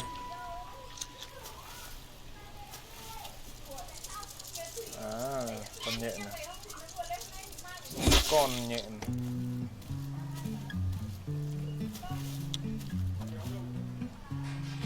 Nằm thịt heo bòi quá. Nhạc lặng tai á. What the fuck?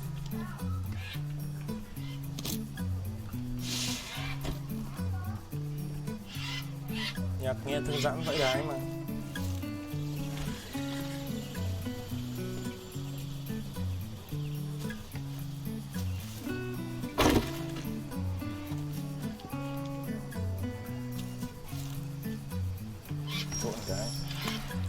xong cái bồn tắm bùn rồi. Thành viên thở hồng hộc. Sao tôi nặn bùn thì đéo sao mà ông nặn bùn nó cứ bị lag nhỉ?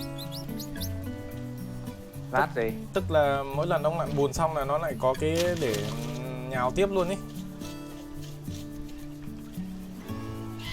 Nào tiếp đâu, tôi phải đổ nước vào thì mới nhào chứ. Không, tức là ông nhào xong đúng không? Ông nhào xong thì nó lại, tức là nó ra 6 cục kia rồi, xong nó lại hiện luôn cái bùn sông ra để mình chèn tiếp vào ấy. À thế à? Tôi chả để ý cái đấy, nhưng mà tôi cũng thấy ông bảo là nó bị lag thì tôi cũng chả dám cho vào nữa. Cứ lấy hết thì tôi mới dám cho vào. Kiểu đéo gì.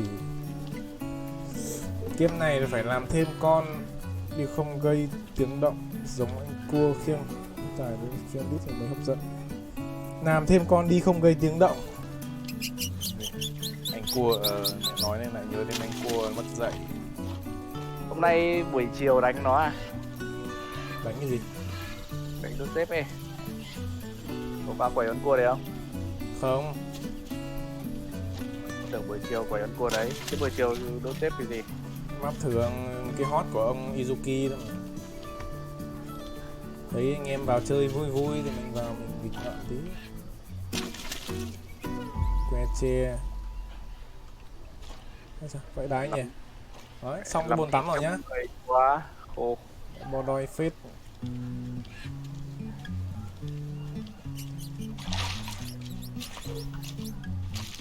Thành liên thử chứ lợn.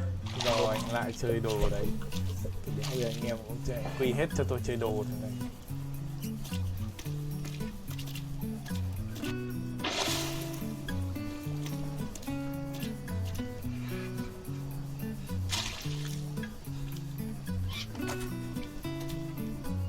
Nó làm nào cho cái con rắn này nó bắn vào chỗ khác nhỉ?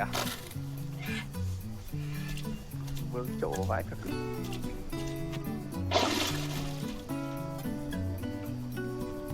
Tắm cái tắm rửa sạch Giờ sẽ. đấy xương là nó không bị hỏng đúng không? Cái gì? Xương là nó không bị hỏng. Không. Canh cũng không bị hỏng. Nấu canh là giữ được lâu.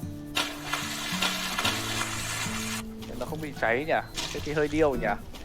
Đáng nhẽ là nó phải bị cháy. Nào làm bắt Bốc hơi hết. Cái đang chơi hay thì hot bị nát. Đỡ hiểu sao ông ấy xuống hang cái xong anh lag luôn. Thế là tất cả bị ào ra hết à? Lag quá không chơi được thì phải ao.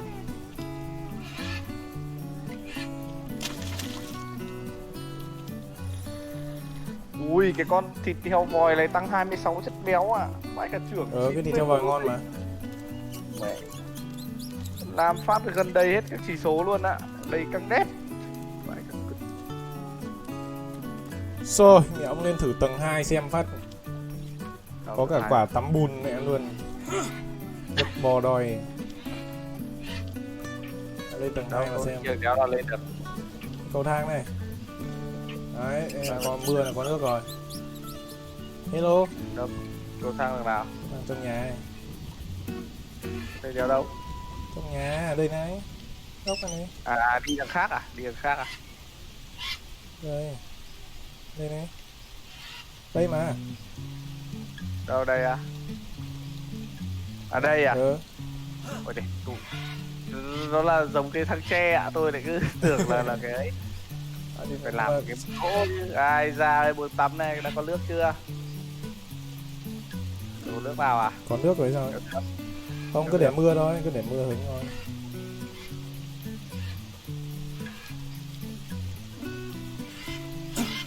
Rồi, làm tiếp. Làm cho xong. Tôi đi chặt thêm tre và tôi làm.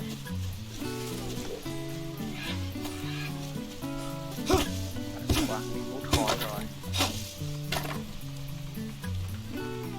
Cái lá chuối đâu nhỉ?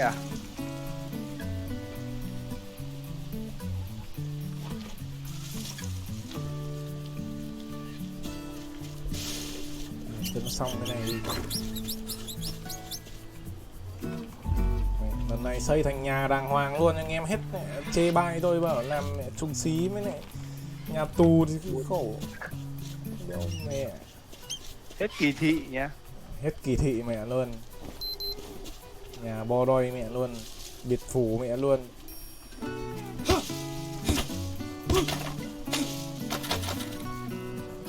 Bồn tắm lộ thiên thế không sợ đang tắm thì ông đông nhìn trộm.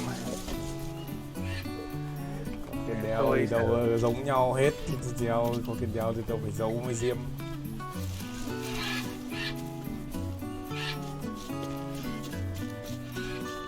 Stupid piece of shit.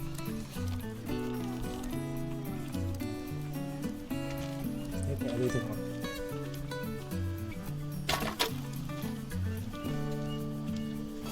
Làm nào cởi được cái giáp này ra nhỉ?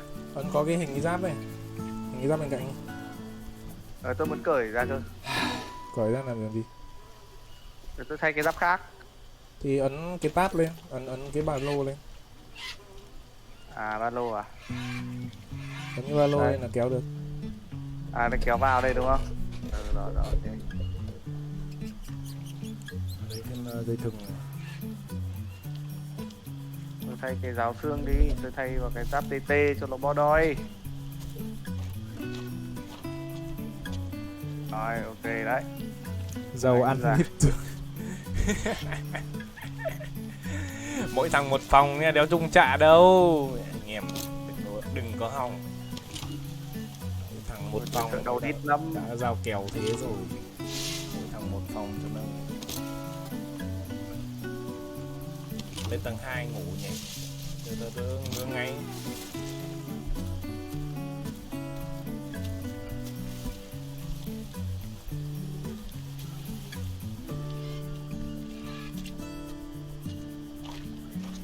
Đấy làm nốt đi, chịu khó làm nốt đi ông. Đây đang làm đây. Anh nhìn thấy dây thừng quấn như này vào. Quấn xong cái này đi.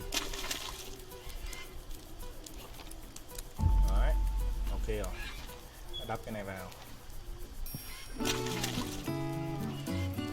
Ui đéo được rồi. Sao vậy? Sát nhau quá nó đéo cho xây. Tôi dịch ra xong rồi mình nhảy qua. Đấy được. Cái này đắp mái lên thôi. Trông có vẻ tối quá.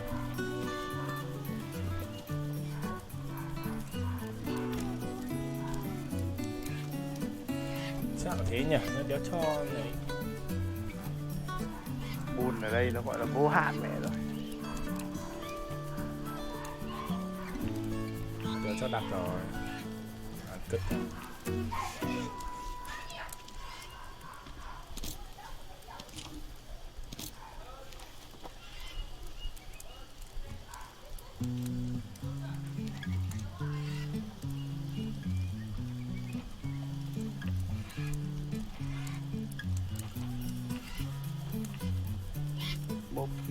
Múc nước, ok chưa? Vướng đệm. Không phải đâu, vướng cái bên kia kìa. Rồi nhờ vướng cái này này. Tự nhiên là vướng cái đệm rồi này.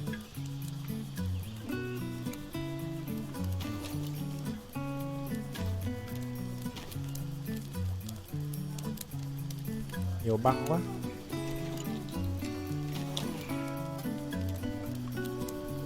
Hello. Chào anh em.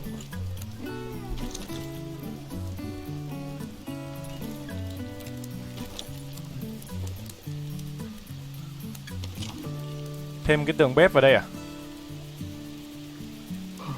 Hay thế nhỉ? Được, tôi thêm mẹ cái tường bếp vào đây nhá. Làm 2 cái bếp nhá. Làm 2 bếp à? Làm hai cái bếp bùn này này. Ừ. Làm mẹ thì đi. Được. Thế bỏ này đi gì? Cho vừa đỡ phải làm nhiều. Đó, nhưng mà cái này đéo đặt được. Đéo để Bây được. giờ phải bỏ cái này đi cơ. Vướng cái này không phải, nó vướng cái chiếu bên dưới, cái bạt bên dưới này. Ghép của đi. Đấy, phải bỏ cái bạt đi đấy. Thôi nhưng mà cứ để này để kho cũng được. Không thì tôi sẽ đặt cái này lên. Đây đặt cái này vào. Đấy. Này thôi, cần quê dài.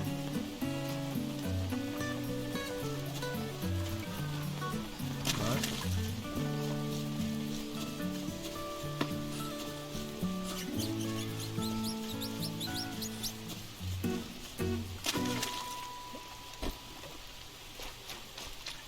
Tối quá chuột ạ.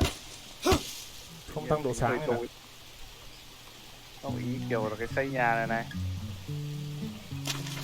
Đây trông nó hơi tối tối. nhà tối á. Châm bếp này nó khác sáng.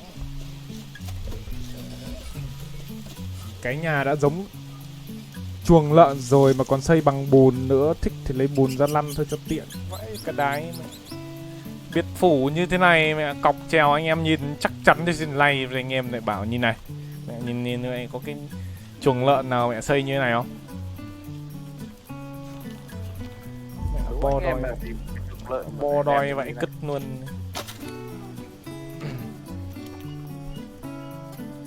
Kìa. Đắp cái bùn vào.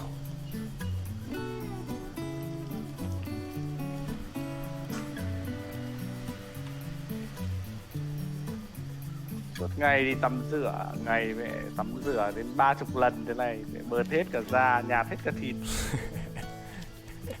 Thảo nào cá sấu đéo qua đây nữa. Thịt nhạt lắm rồi. Để mẹ đéo đắp được cái bùn này vào rồi. Đi mẹ chỗ này đều cho đắp rồi.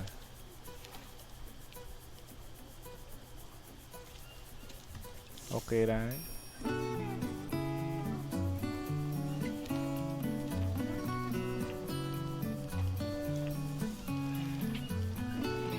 Bắt cháy bắt giận gì? Đang bắt thấy. Đấy, ok ngay. Ok. Tiếp, đi chặt xe tiếp.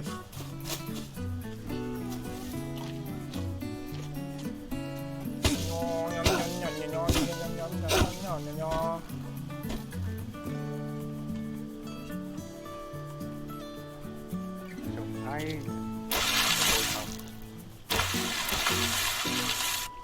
Mẹ vừa làm xong cái này thì nó lại hết mưa. Chơi nhau.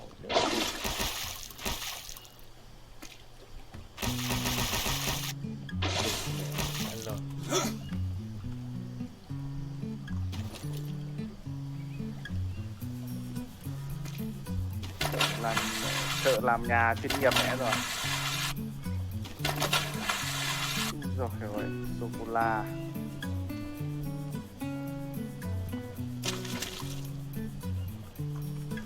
Nhập này, game này đúng game giả lập của khoáng bùn thôi. Lấy bùn cắt nhà.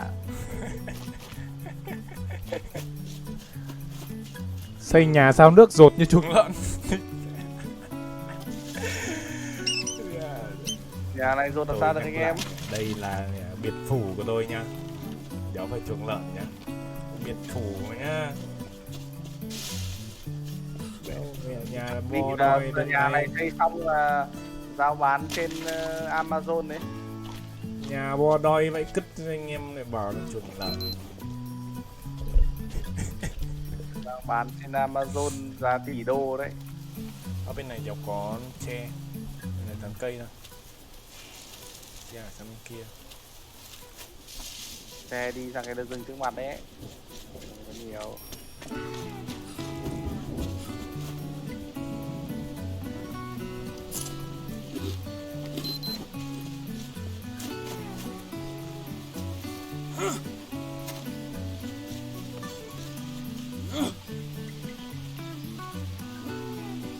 Tôi chuột ơi K2 đi.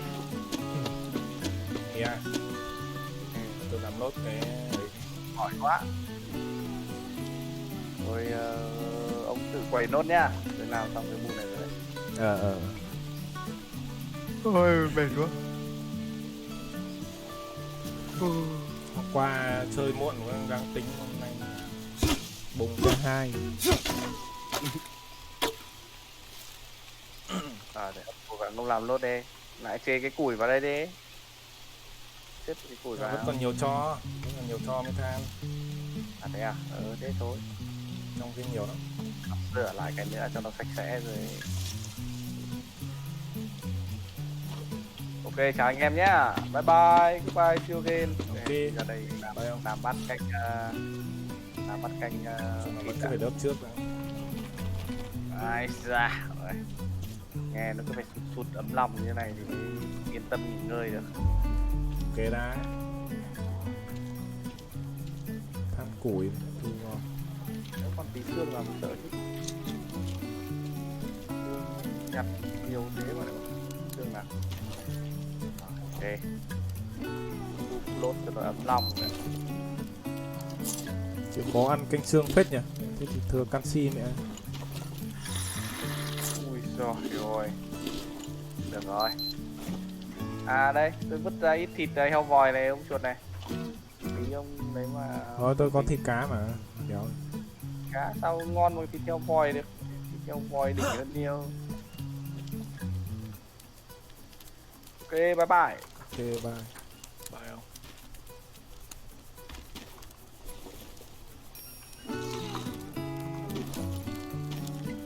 Mệt quá không có chơi quả đà.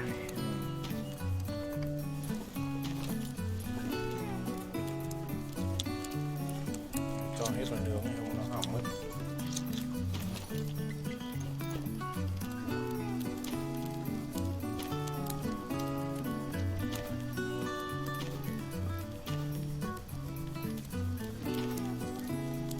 Rồi.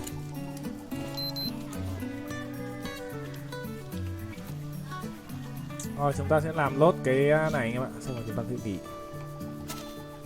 Nhà đặt chuẩn khách sạn Marriott International. Nhà bếp chuẩn.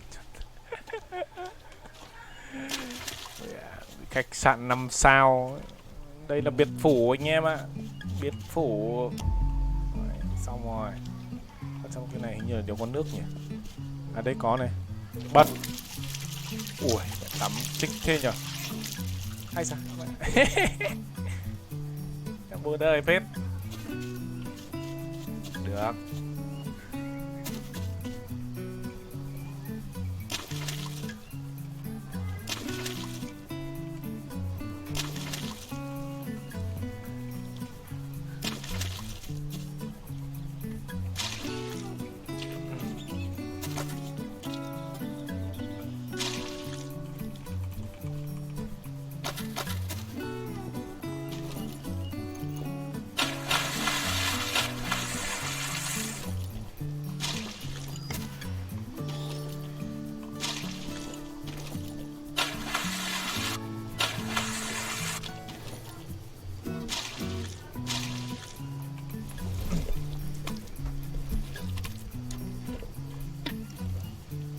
Đấy. Chúc bạn ngon lành anh.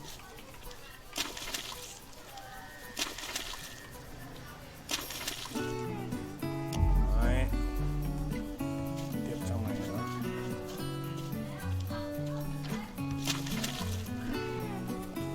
Nó phải đi vòng.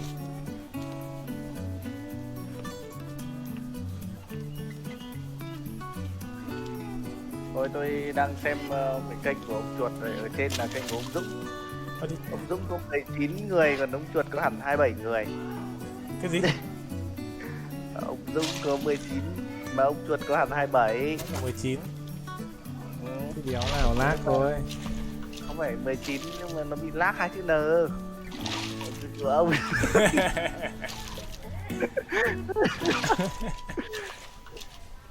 Ông thì cũng có 27 nhưng mà bị thiếu mất chữ N, thua kênh ông Dũng 1 chữ N thôi. Nhưng mà hơn hẳn chữ số. Hơn này. Thuộc TT gì.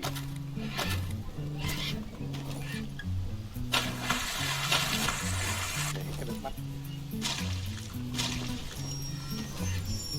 Đầu tiên có muốn tắm bo đôi.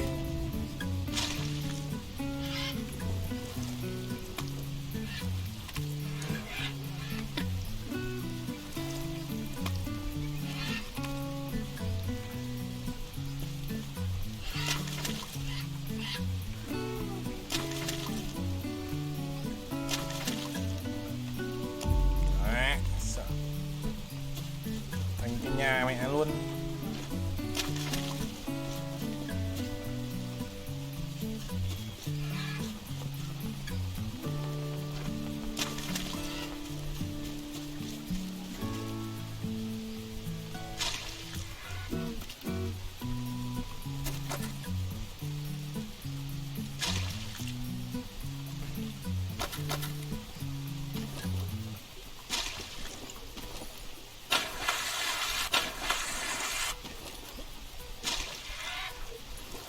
Rồi.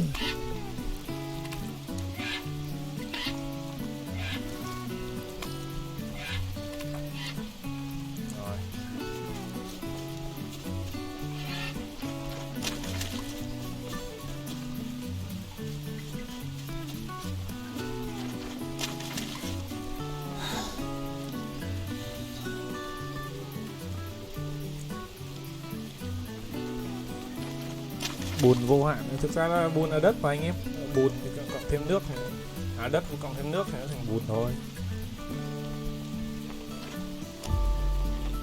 Đấy, sắp xong rồi đấy anh em ạ.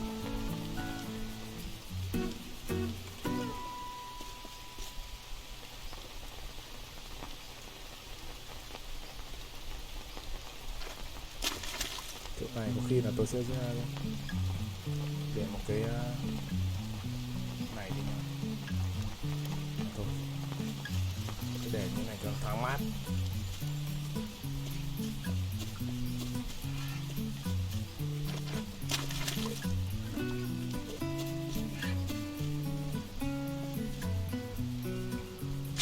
Bẩn quá, người mình bẩn quá.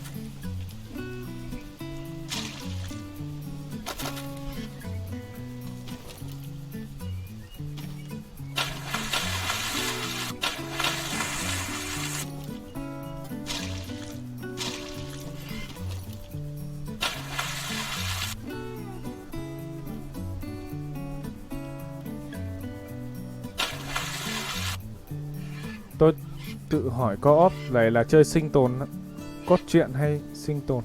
Đây là phần chơi sinh tồn mà. Đây là phần chơi sinh tồn, cốt truyện thì chắc là 1-2 tháng nữa nó mới ra. Nó mới update. Mới có thông báo là sẽ có co-op story, sẽ có co-op cốt truyện. Nhưng mà cho đến thời điểm hiện tại thì vẫn chưa có. Chắc là chờ nó update trong khoảng 1-2 tháng nữa thì nó mới update cho. Tôi cũng khá là hóng cái chế độ co-op cốt truyện.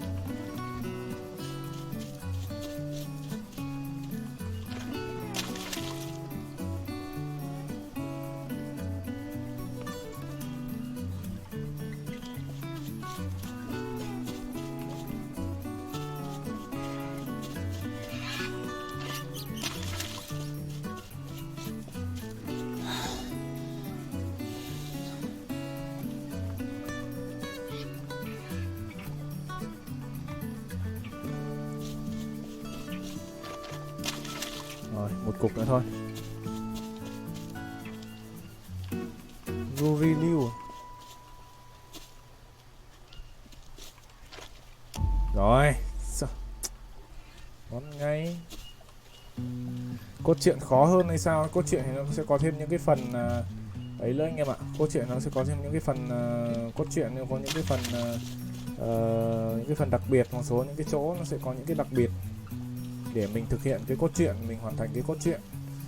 Giả dụ như là mình sẽ phải đi tìm thuốc để cứu con vợ đi. Hiện tại thì mới có cốt truyện phần chơi đơn thôi anh em. Cái phần co-op thì nó có rồi thì cái phần co-op cốt truyện thì chắc là chả mấy mà ra đâu. Nó chỉ cần cho thêm mấy cốt truyện vào phần chơi co-op này là được thôi mà. Nhưng mà còn thử nghiệm nó còn nhiều lỗi nên là nó chưa cho phát hành.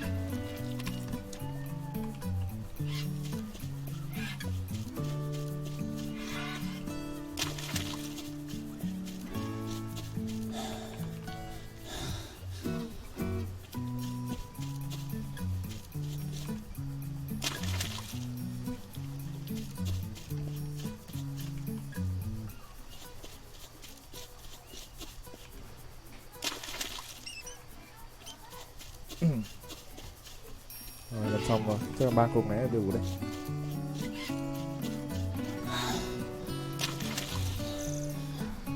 Vậy chơi co-op vậy thì là vợ đứa nào? Thôi thì tôi không biết nữa, đợi nó ra bản đấy thôi. Còn nếu mà không thì của chùa chơi chung thì biết nào. Và anh em bảo là vợ chết rồi mà, không có đâu. Thịt cháy ạ? Chết mẹ rồi, quên. Địt. Lại lên cháy mẹ hết rồi. Trời ơi, có mỗi tí thịt thì cháy mẹ hết rồi.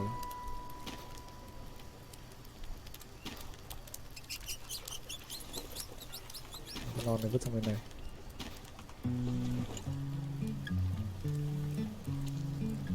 Rửa tay, ok, rửa tay. Tôi nặn nốt cái đống bùn này xong rồi tôi rửa. Không quên rửa tay trước khi ăn.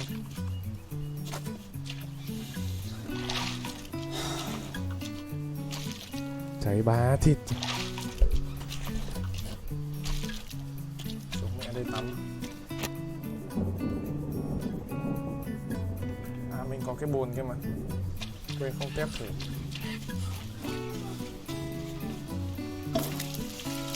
Đấy, cái bồn này tắm nhanh hơn này.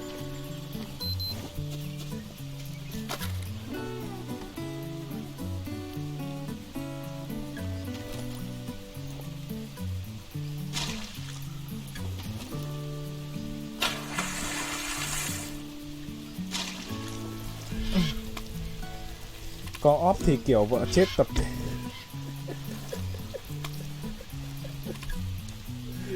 Vãi cả cơn. Thế thì mẹ vợ đéo ấy thì cũng chết. Chơi tập thể thì vợ cũng chết thôi. Chịu chứ đéo là được.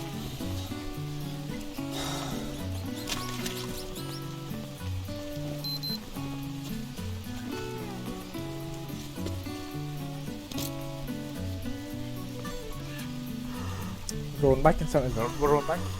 Rửa tay tắm xong lại ra nghịch bùn. I'm so hungry.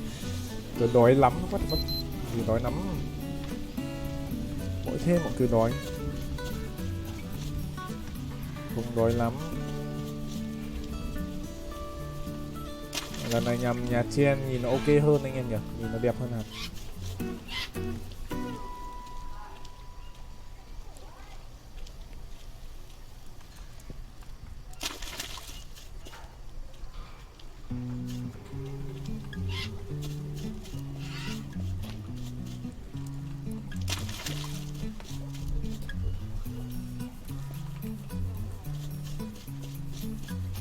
Nốt cái bước này là xong rồi đấy anh em. Bên ngoài này nữa đúng không?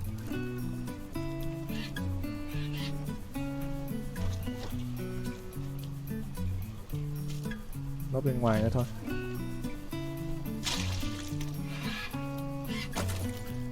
Thịt cháy bá hết rồi.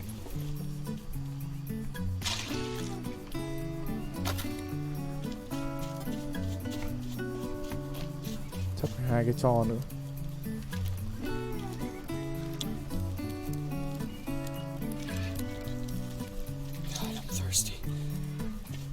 Đồng hồ thông minh để tìm thứ gì đó để uống.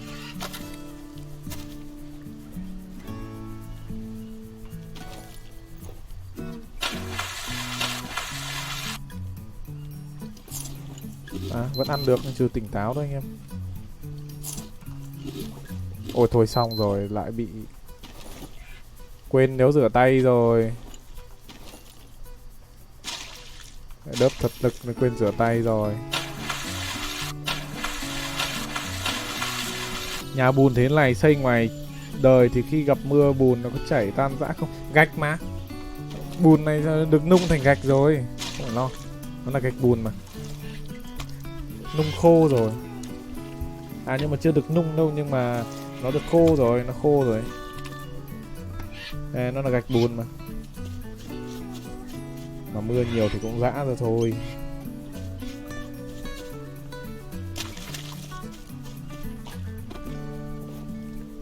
Đói thì cứ táp thật lực mà thì lại bị tay bật rồi.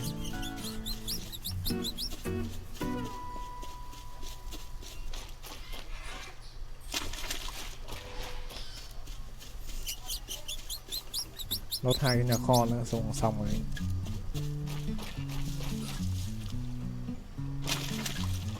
Nhà kho này nhìn có vẻ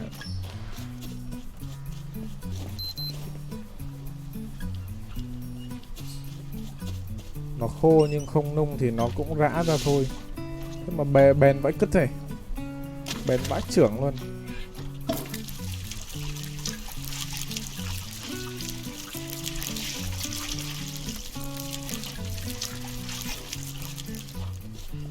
Đấy, tắm rửa sạch sẽ, đang đi cuốn tiếp. Thirsty.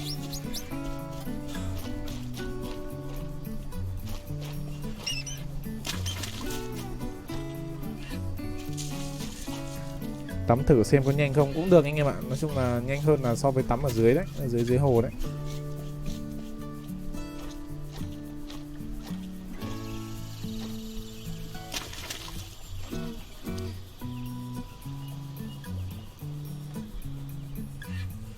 Xem dẻo chơi rồi nhạt rồi còn lại xem không cho mặn. Hai ông kia nghỉ mất rồi, hai ông kia nghỉ trước rồi anh em ạ. Chắc là đến giờ trả bài nên là nghỉ trước rồi. Đã cố gắng làm sao xong cái nhà, cho xong cái mục tiêu ngày hôm nay nha anh em nhé.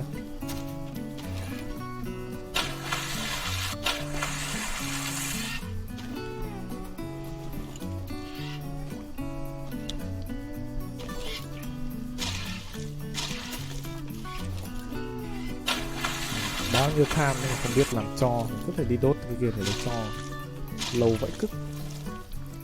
Nói chuyện ngoài đời, ngoài đời thì đúng là phải nung lên thật, không nung lên thì đắp cái khô thế nào nó vẫn giã ra thôi, nó vẫn tan hết. Này có khi là cần thêm một cục tro nữa đấy. Đấy, đây là cái nhà kho này.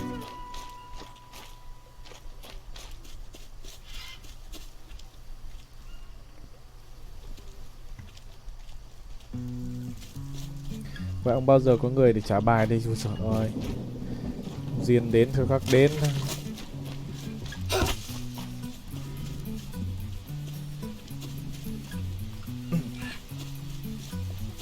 Gặp đúng người thì sẽ giữ được thôi.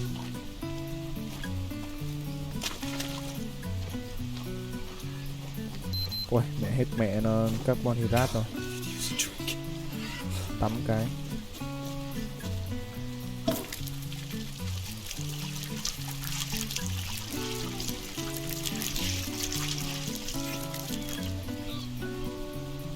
Nhanh ghê.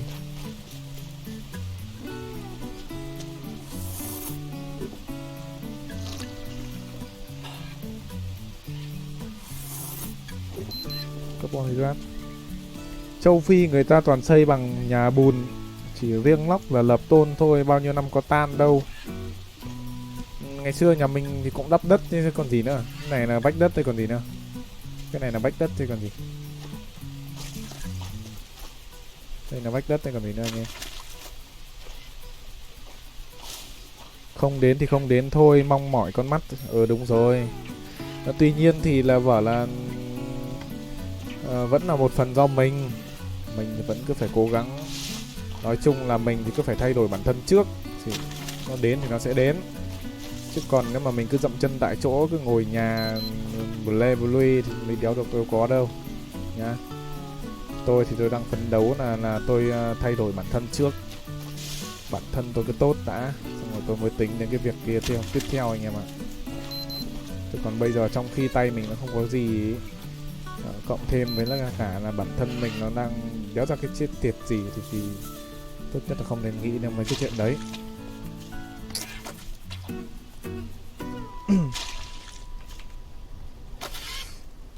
Tất nhiên là nếu mà trong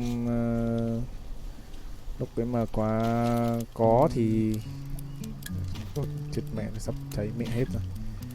Nó đến thì nó vẫn cứ đến thôi. Đấy. Còn được bền lâu hay không thì còn tùy thuộc vào cái tiến thủ của mình nữa. Tùy thuộc vào mình hết. Có nhiều tiền thì gì cũng có mấy ông ạ. Điều gì đâu, từ mai thả rông rồi thằng cu ra thì chị em ở trong khóa theo đấy. Xong nó bảo mình thằng điên. Thế là từ đấy nếu bao giờ thấy chuột livestream nữa khổ, nó tống mẹ vào chạy tâm thần của mẹ. Toàn anh em. Nói chung là cái tư tưởng của tôi thì là tôi thường là tôi nghĩ là Yêu xong thì phải ít nhất là phải hướng được đến cái nói chung là phải có cái kết quả. Để ít nhất là phải có cái kết quả. Mà nếu mà bây giờ là tôi đang tính là nếu mà bảo là mình bắt đầu sớm quá ấy, thì sau này thì nếu mà bảo là mình bắt đầu từ cái lúc mà mình còn chưa có gì ấy, thì nó rất là khó. Bởi vì là không phải là cả đời con gái người ta không phải là kiểu người ta đợi kiểu trong vô vọng được. Không thể nào mà nói phim phủng thế thôi chứ không phải. Nhìn thực tế thì đúng là ít nhất là phải có cái gì đấy thì nó mới đáng tin cậy được.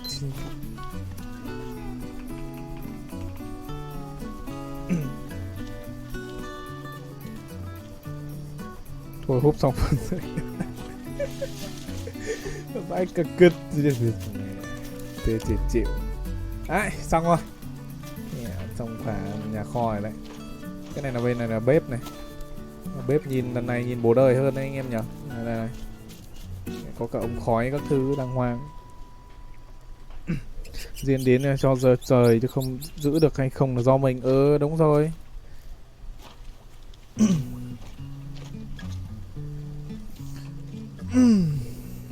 Rồi xem nào. Còn check lại một lần cuối xem nào. Ok rồi đấy anh em ạ. Từ từ thì tôi xem đặt được cái thang ở đây không. Nếu đặt được anh em ạ. Đặt bên ngoài thì được, đặt trong thì không được.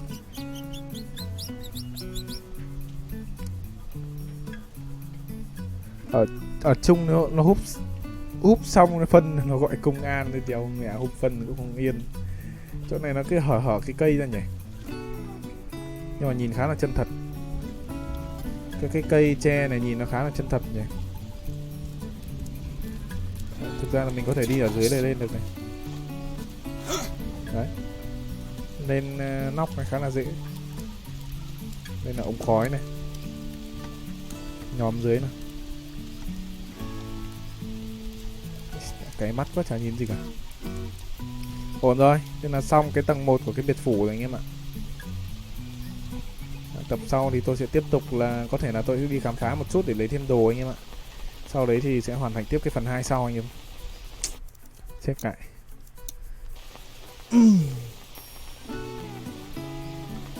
Yêu thì yêu nhưng lúc lên bỏ thì bỏ.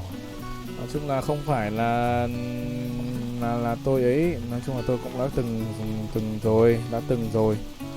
Nhưng mà nó xàm quá anh em ạ. Thế là bị đại loại là yêu phải cái con nó cũng là lăng nhăng. Thôi hôm nay chúng ta sẽ dừng lại tại đây thôi anh em ạ.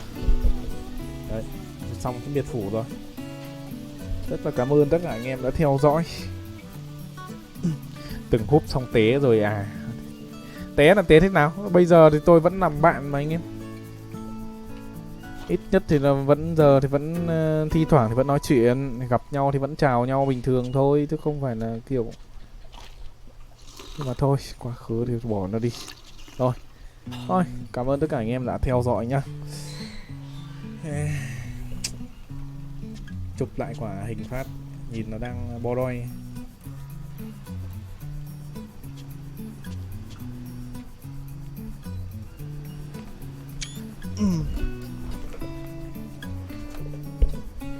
Không yêu thì cũng đừng làm bạn. Thì nói chung là vẫn nói chuyện bình thường thôi chứ không phải là gì quá là to tát đâu. Rồi, bye bye. Gặp lại tất cả anh em trong các buổi livestream lần sau. Bye bye. Thôi hôm nay xin phép anh em là tôi nghỉ K2 nhá. Hôm qua K2 hơi quá đà, hơi bị muộn nên là thôi. Mấy hôm nay K2 cũng hơi muộn nên là đâm ra là xin phép anh em nghỉ hôm. Mai chúng ta lại tiếp tục nhá. Rồi, tạm biệt anh em. Bye bye.